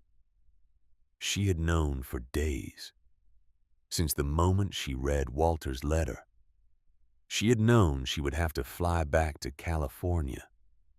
She had known she would have to sit with her mother. She had known she would have to ask Eleanor for something Eleanor did not know how to give. Esther reached across the small space between them, put her old hand on Maggie's. "Your grandmother carried this her whole life. Whatever is in the box belongs to her. But it also belongs to you, and to your mother, and to your sister, whether they know it or not. My mother does not want to know. She will. Someday she will. Sometimes a person needs another person to carry it for them until they are ready." Maggie did not answer. She did not need to. Esther smiled, patted her hand, sat back in the chair. "Now, tell me about the workshop. The young woman from Boston, the one with the gloves. What did she find?" So Maggie told her. Esther listened the way old women listen, without interrupting, without rushing. When Maggie finished, Esther closed her eyes for a long moment. Then she said, "Mary used to say something to me at night, before bed. She would tuck me in and she would say, 'Esther, my darling, we give what we can give. And then we trust the rest. I did not understand. I was 7, but I remember the words now. She opened her eyes. We give what we can give, and then we trust the rest. That is what they were doing, Margaret. The Brennans. They were giving, and then they were trusting. They did not need to spend that gold. They did not need to sell those paintings. They had everything they needed. Each other. The work. The people they were helping. The gold was just held until someone came who needed it. And now I'm holding it. Yes. What do I do with it? Esther smiled. You give what you can give, dear. And then you trust the rest. Esther and her granddaughter left the next morning. Maggie stood in the driveway and watched the car wind back down the mountain road. When it disappeared, she went into the house, into the stone room. She sat at the small desk where Walter had sat. She picked up Walter's letter again. She read it again. She read the part about Anna and Walter coming through this house. She read the part about being 2 years old and not remembering. She read the part about Anna never being told. And she made the phone call she had been putting off. It rang 4 times. Margaret. Mom. A pause. It has been almost a month. I know. Are you coming home? I'm coming to see you, Mom. I'm flying back tomorrow. A longer pause. Why? Because there is something we need to talk about. Margaret, if this is about the house, about the inheritance, I told you, Beatrice and I have hired. It's not about the house. It's about Oma. Silence. Long silence. Margaret. Mom. I need you to take out Oma's wooden box, the one she left you. I need you to have it ready when I get there. Please. I have not opened it. I know. I do not want to open it. I know that too. Why? Because it isn't what you think it is. How do you know what I think it is? Maggie was quiet for a moment. She thought about it. Then she said, because I think it terrifies you. And I think it shouldn't. I think it should make you proud. She heard her mother breathing on the other end of the line. Then, a very small voice, smaller than Maggie had ever heard her mother use. I will have it ready, Margaret. Maggie flew back to California the next day. Her mother's house was a Spanish-style stucco in Walnut Creek. Red tile roof, white walls. A jacaranda tree dropping purple flowers onto the front walk. Maggie had grown up here. She knew the door, the smell of the entryway, the framed photographs in the hall. Anna and Grandpa George married in 1955. Eleanor, 18, smiling at her high school graduation. Beatrice and Maggie, 13 and 8, standing in front of a Christmas tree, both wearing red velvet dresses Anna had sewed herself. Anna had sewn many things. Anna had been a quiet woman who made things with her hands. Maggie understood now where that came from. Eleanor opened the door. She had aged in a month. The set of her mouth was different, softer, the way a tight knot looks when it has been loosened.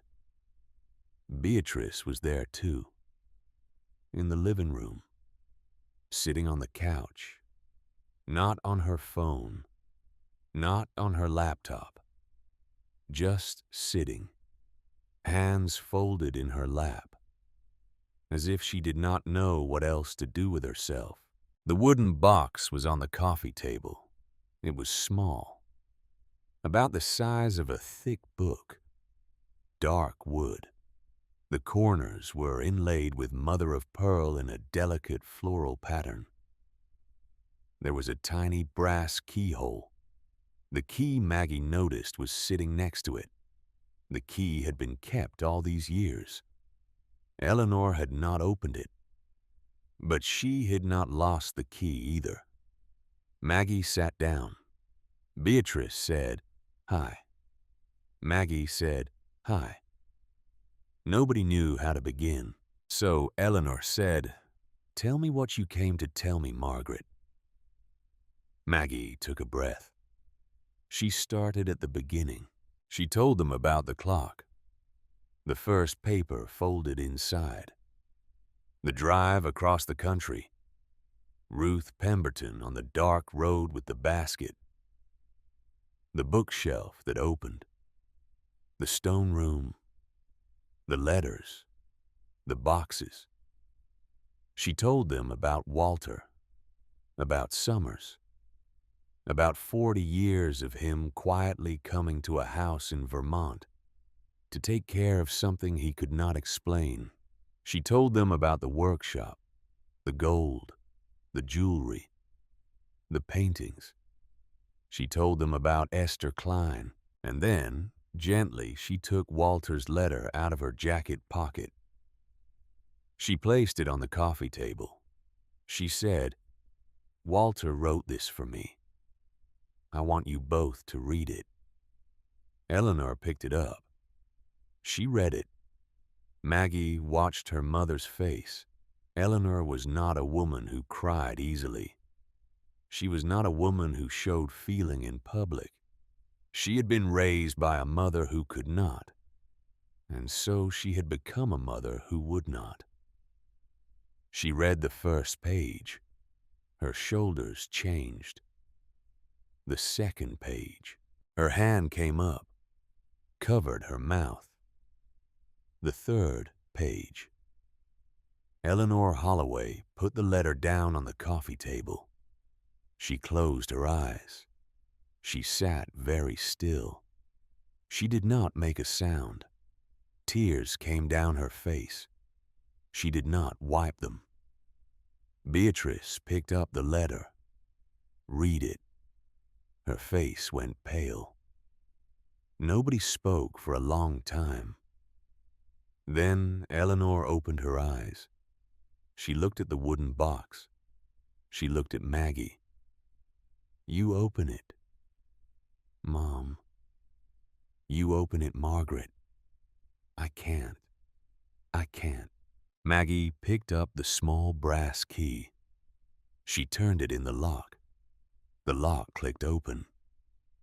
She lifted the lid.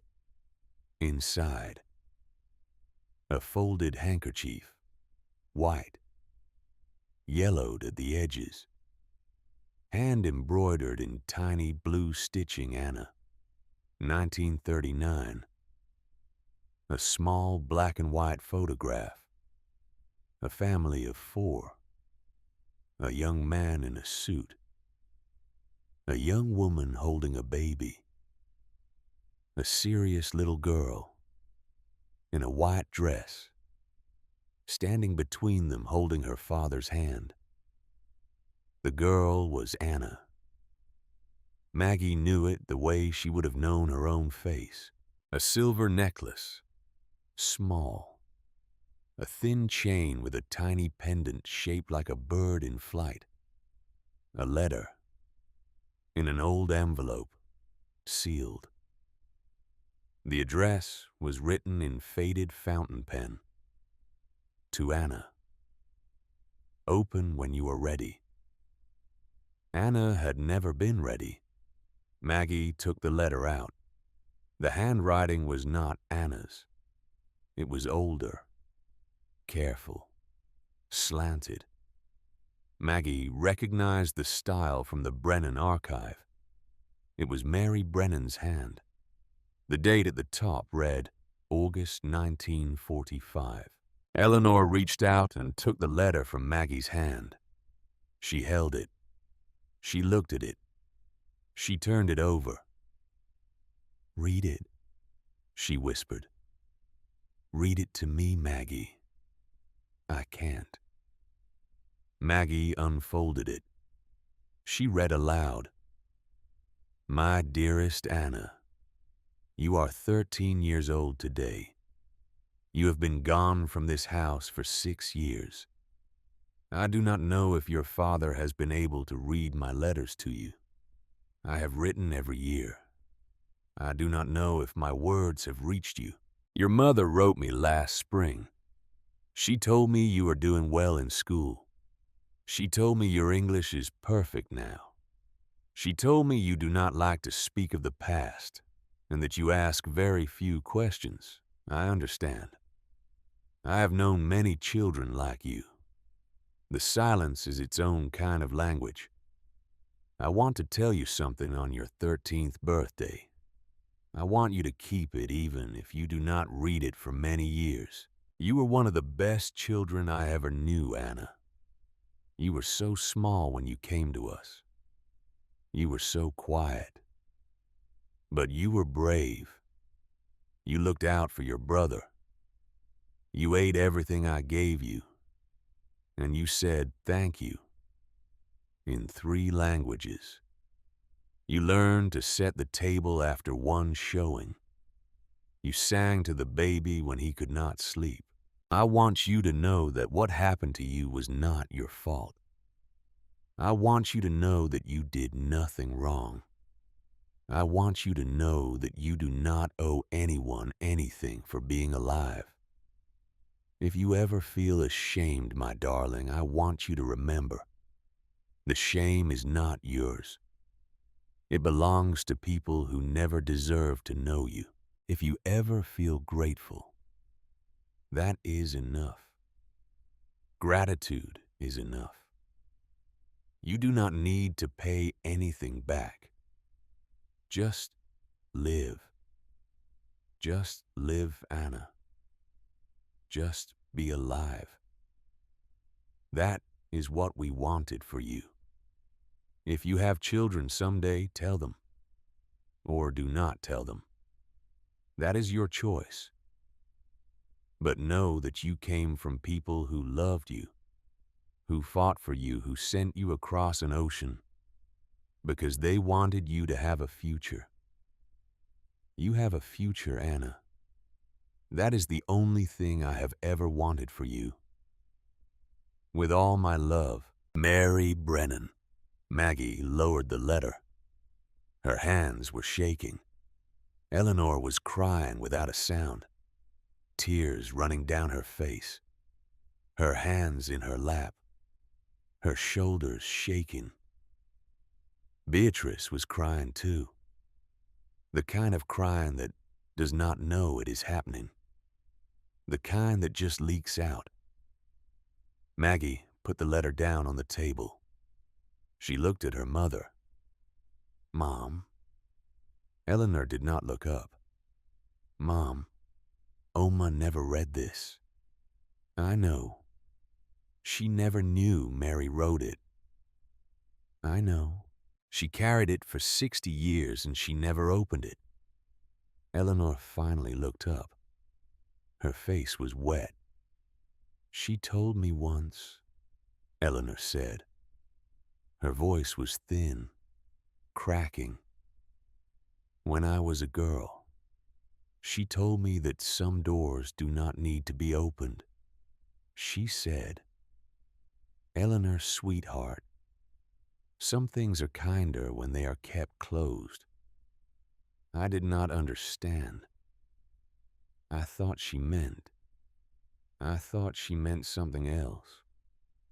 She meant this. Yes. And you respected it. I tried. You did, Mom.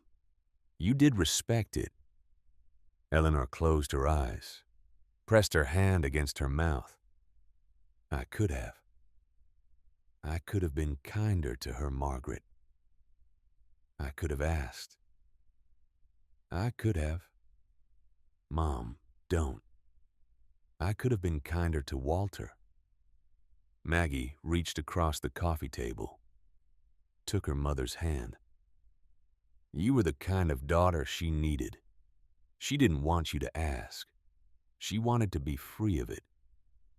She wanted you to be free of it. You gave her that. That was its own kind of love. Eleanor wept then, not silently anymore. The kind of weeping that comes from a place that has been locked for 60 years. Maggie held her hand.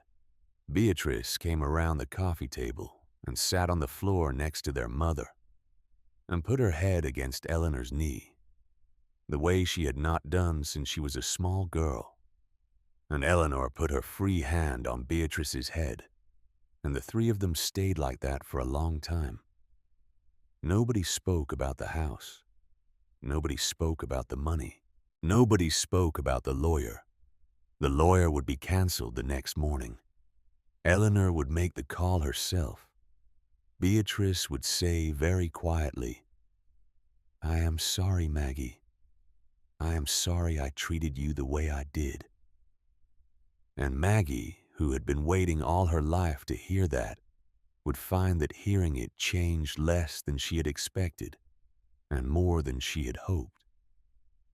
It is like that sometimes, when the words finally come. The next 18 months moved the way restorations move, slowly. Then all at once, Nathaniel and his small firm handled the legal side. The estate was settled. The will was unchallenged. The gold and the art were appraised catalogs secured in a vault in Boston. The paintings went out for authentication. 2 of them turned out to be by a Dutch artist whose work had been confiscated during the war and had been listed as missing for 80 years. The descendants of the original owner now living in Amsterdam were notified. The paintings were returned. The family wrote Maggie a letter. They said no money could ever repay what she had done. They said the only thing they could offer was their gratitude. Maggie read the letter 3 times. She put it in the stone room in a box of its own. The other paintings, the ones with no known origin, were donated to a small museum in Burlington. The museum named the gift after Samuel and Mary Brennan. The jewelry was harder. Helen Rosenfeld and a team of researchers spent months trying to trace the brooches and the rings and the necklaces. Some pieces had owners' marks. Some pieces had inscriptions in German or Polish or Yiddish. Each piece was photographed, documented, posted on a registry. Family by family, they were returned. By the end of the year, 11 pieces had gone home. 11 women, 11 men had received a small velvet box in the mail, and inside it the brooch their great-grandmother had worn at her wedding in Lodz in 1908, or the silver bracelet that had been pressed into a child's palm at a train station in 1939. Or the gold pendant in the shape of a flower that had belonged to a young bride from Frankfurt who had not survived. The pieces that could not be returned were kept. They were displayed eventually in a glass case on the 2nd floor of the house with a small placard that read, "Given, carried, remembered." Helen Rosenfeld brought her colleagues, historians, conservators, a documentary filmmaker. The university committed to a research partnership. A foundation was set up, the Brennan Holloway Foundation. Maggie was its director. She used the gold. Some of it. Not all of it. She used enough to restore the house properly, to bring back the carpenters and the masons and the plasterers and the slate roofers who could still do this kind of work. She paid them well. They started in the spring. Cordelia Whitaker came up to watch sometimes. She sat in a folding chair on the porch with a thermos of tea and a quilt over her lap. And she told Maggie stories about Walter. Walter who never ate enough. Walter who kept finding hummingbird feeders in town and could not understand why hummingbirds didn't come to Vermont in winter. Walter who once cried for 2 hours in his bedroom, the walls so thin Cordelia could hear it through the closed door. Cordelia had never asked him why. She had only made him tea the next morning. Walter who, before he left for the season the last time in September of his 85th year, had hugged Cordelia at the front door. He had not hugged her in 19 years of cleaning his house. She had stood there with her arms full and not known what to do. He had said, "Cordelia, thank you for being kind to me." That was all he said. She had thought about it ever since. Maggie wrote it all down. Ruth Pemberton came up almost every day. She helped Maggie organize. She helped Maggie cook. She sat with Maggie in the evenings on the porch, and they did not always speak. There was no need. Ruth had a way of being present that asked nothing. Beatrice called. The first time, Maggie almost didn't pick up. Old reflex, old armor. But she did pick up. And Beatrice did not ask about the house. She did not ask about the money. She asked instead what Maggie was eating. Was she sleeping? Did she have a good coat for the cold? Maggie said yes.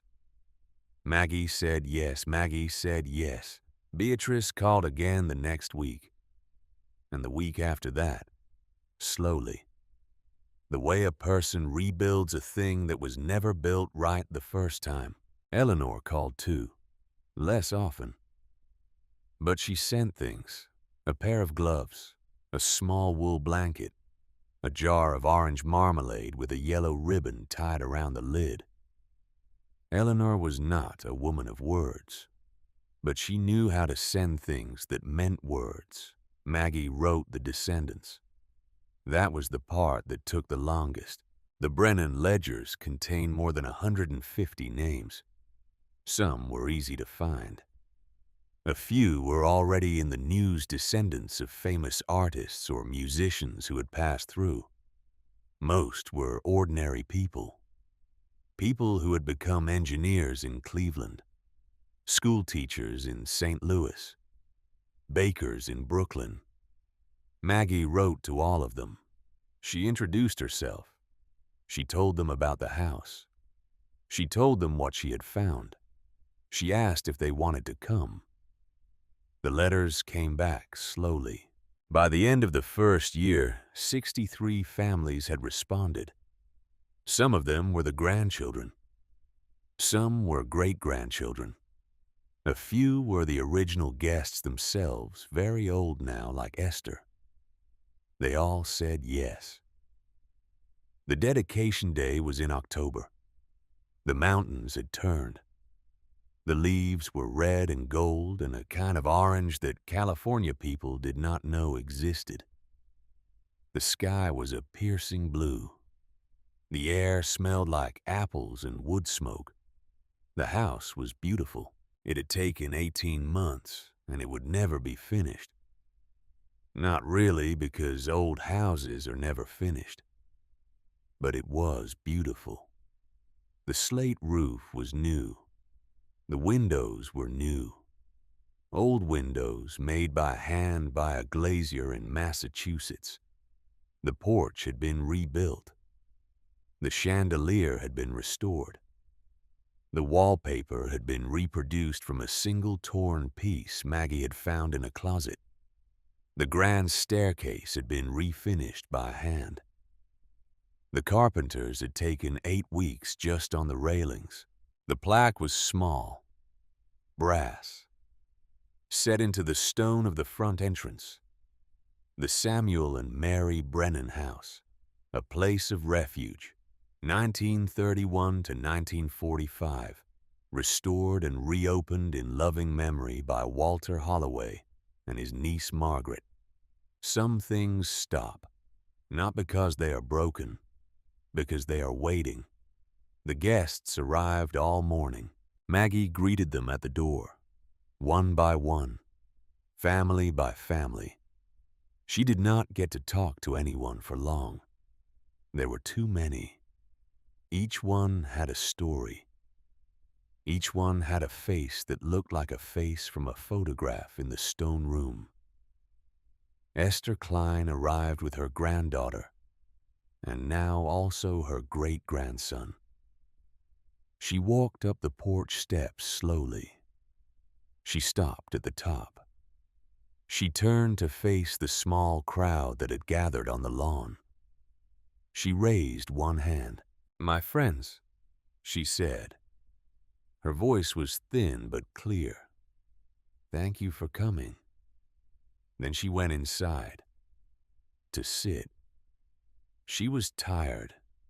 She would speak later. Helen Rosenfeld arrived with a delegation from the university. Nathaniel arrived with Cordelia. He helped his grandmother up the front steps slowly. Cordelia had put on her best dress. She was wearing the brooch her own grandmother had given her when she was a girl. Ruth Pemberton arrived in a cab from her cabin. She did not drive anymore. She wore a blue coat.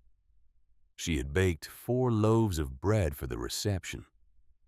She would not let anyone help her carry them. And then, a silver Lexus came up the road. Maggie watched it from the porch. Beatrice was driving. Eleanor got out of the passenger side. She was wearing a coat Maggie had never seen before. Simple. Gray wool. No jewelry. Just a small gold band on her ring finger, which had been her own mother's wedding ring. Anna's ring. Eleanor walked up to the porch slowly. Beatrice followed. Maggie did not move. Eleanor came up the steps. She stopped in front of her daughter. She looked at the house. She looked at the plaque. She read it. She read it again. And then she said very softly, "My mother stayed here." "Yes, Mom. My mother slept in this house." "Yes." Eleanor's eyes filled. "I would like to see the room later, when the people are gone. I would like to see the room where they put her." "I will show you." Eleanor nodded. She turned and looked out across the lawn. The crowd, the descendants, people hugging strangers because the strangers were not strangers, not really. People wiping their eyes, people laughing because what else can a person do? She said, "Margaret, yes, I have not been a good mother to you in some of the ways that matter. Mom, let me finish." Maggie went quiet. "I have not been a good mother to you. I was a good mother to your sister, in the way I knew how. But I did not know how to be a mother to you. You were the one who was like Walter, quiet, inside yourself, asking too much of the world. I did not know how to reach you. I am sorry. I am sorry, Margaret. I should have tried harder." Maggie's eyes filled. "It's okay, Mom." "It is not okay, but I am trying to say it anyway. Because Mary Brennan wrote in her letter, we give what we can give. I am trying to give you this, now, even though it is 60 years late. I am trying." Maggie reached out. She took her mother's hand. She did not say anything because there was nothing left to say. The ceremony was in the late afternoon. People gathered on the lawn, folding chairs, a small wooden lectern, the mountains behind them blazing. Helen Rosenfeld spoke first. She spoke about history, about the records, about the importance of what had been preserved, about the rarity of finding a private rescue archive intact. Nathaniel spoke. He thanked the people of Willowbrook for their help. He talked about the carpenters and the plasterers who all stood in a row near the back, embarrassed and proud. Ruth Pemberton spoke, briefly. She talked about Walter, about a quiet man who came up the mountain 40 summers in a row. She said, "We did not know what he was doing. We did not need to know. He was a good neighbor. He paid his bills. He gave my husband a clock he had repaired, and the clock is still running and it will run after I am gone." That is who Walter Holloway was. Then Esther spoke. She was helped to the lectern by her granddaughter. She stood. She looked out at the crowd. The crowd was silent. She said, "When I was 7 years old, I was very cold. My family came to this door. A woman opened it. She said, 'Come in, child. You are safe now.' I did not understand the English, but I understood her face." She paused. "For 86 years I have thought about that woman. I have thought about that door. I never knew if I would see it again. I am 93 years old. I will not see another year like this one. I want to tell you all, each one of you, if you are descended from the people who passed through this house, your grandmothers, your grandfathers, they came through this door. They were given a chance because someone opened it. The opening of a door is not a small thing. The opening of a door is the largest thing in the world." She looked at Maggie. "Margaret, thank you for opening the door again. For all of us. Thank you, my dear." She sat down. The crowd did not applaud. Crowds do not always know to applaud. Sometimes silence is the right answer. Maggie spoke last. She had written nothing down. She had thought she would. But she found when she stood at the lectern that she did not need notes. "My Uncle Walter was a watchmaker," she said. "He died last year. He left me a broken clock. The clock had stopped at 3:47. The clock had belonged to Mary Brennan, who lived in this house, and the hands had stopped on the day she died 63 years ago. I did not know any of this when I opened the clock. I thought it was junk. My family thought it was junk. We were going to throw it away." Inside the clock was a piece of paper. "The paper told me about this house. So I came. I came because I had nothing else. I came because I was 32 years old, and I was about to lose my apartment, and I had nowhere else to go. I came here expecting nothing, and I found everything. I found out my grandmother had stayed in this house in 1939. My grandmother who never told me. My grandmother who never spoke of it to anyone in our family. She came through this door at 7 years old, and she had a future because Samuel and Mary Brennan opened the door.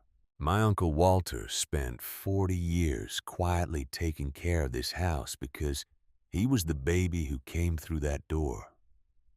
With my grandmother. He never told us. He was paying back a debt that nobody knew existed. He wound the clocks every summer. He kept the records safe. He waited for someone in our family to care. He waited for me. He waited a long time. I want to tell you all something. About debts, about gratitude, about what it means to receive something we did not ask for and could never repay. Mary Brennan wrote a letter to my grandmother on her 13th birthday. My grandmother never opened it. We found it last year. In the letter, Mary said, "You do not owe anyone anything for being alive. If you ever feel grateful, that is enough.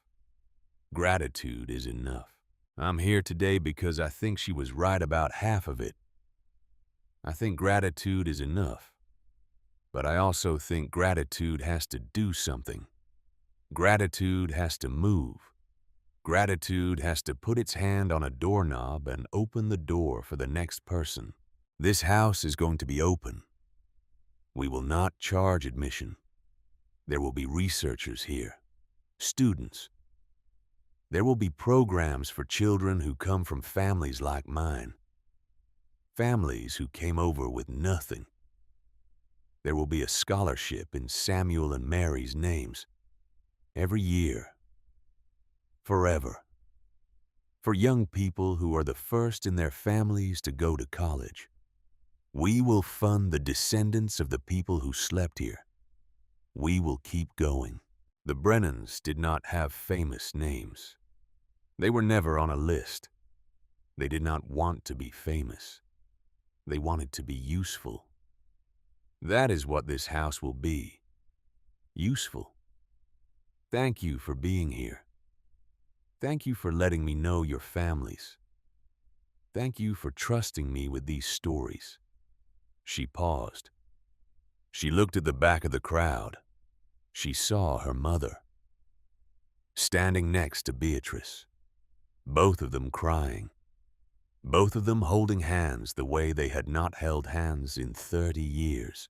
She looked at Ruth sitting in a folding chair, smiling that small, slow smile with the dog at her feet, because somebody had brought the dog up to the dedication, and Ruth was too kind to leave him alone in the cabin.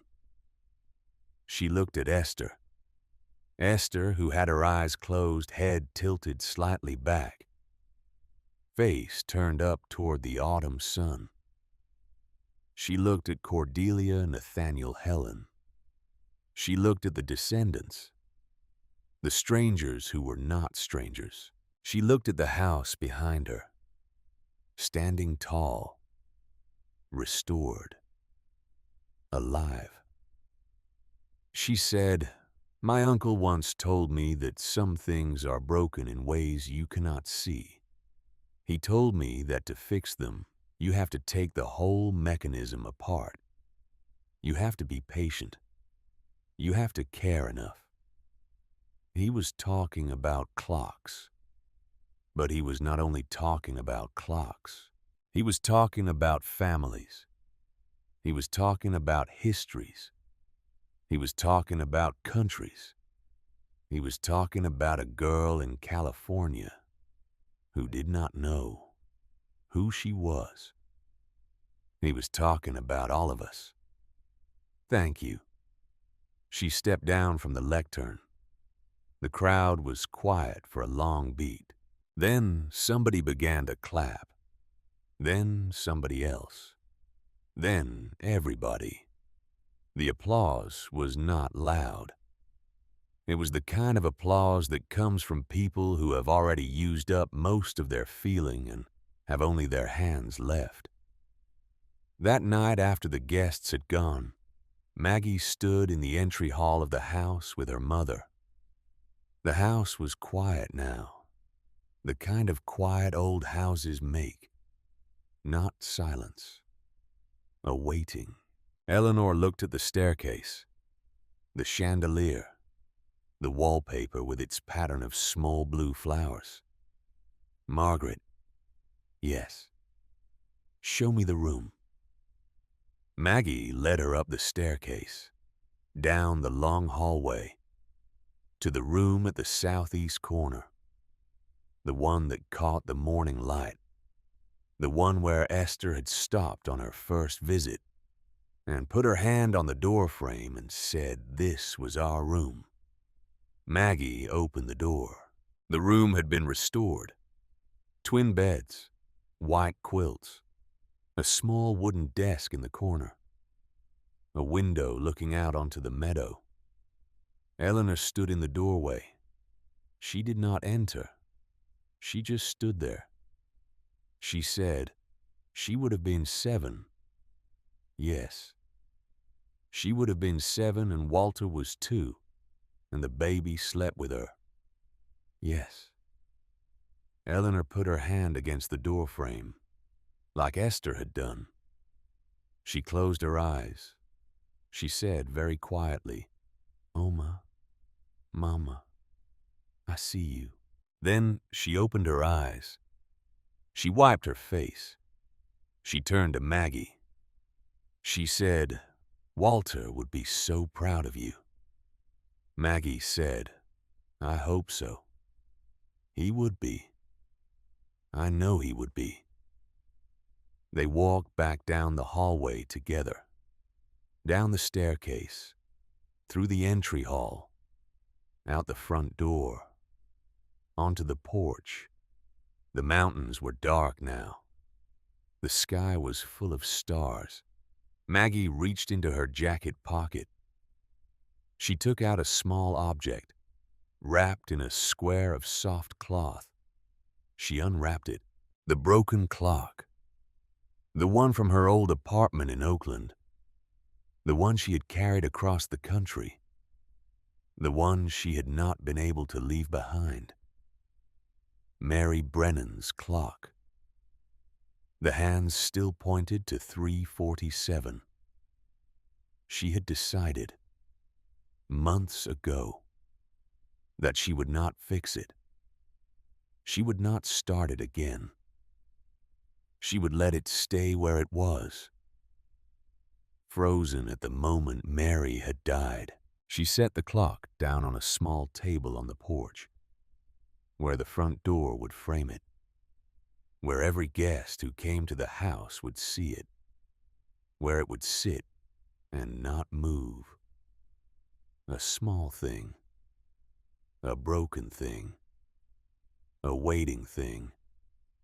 A small plaque underneath read, "Some clocks stop, not because they are broken, because they are waiting for the right hands to come." Eleanor reached out, touched the clock, once, lightly, with one fingertip, like she was touching her own mother's cheek. Then she let her hand fall. She and Maggie stood on the porch a little longer. The wind came down off the mountains, cold, clean, smelling of pine and wood smoke. Somewhere in the workshop, the row of clocks ticked on, patient, steady, counting time the way time has always been counted, not as something that ends, as something that continues. In the parlor of the house, on a polished wooden mantel, a single new clock was running. Maggie had wound it that morning. It was Mary's other clock, the one from the parlor, the one that had been silent for 63 years. Maggie had repaired the mechanism herself, slowly, carefully, over many months. With Walter's tools, which she had found in a small leather case at the back of the workshop. The clock kept time now. The clock would keep time for the next person who came through this door. And the one after that. And the one after that. Some things stop. Some things start again. And some things, the most important things, never really stopped at all. They were just waiting. They were waiting for hands kind enough to take them apart, patient enough to listen, brave enough to ask what was inside. Maggie put her arm around her mother. Eleanor leaned her head against her daughter's shoulder. The clock on the porch said 3:47. The clock in the parlor said the right time. Both of them were correct.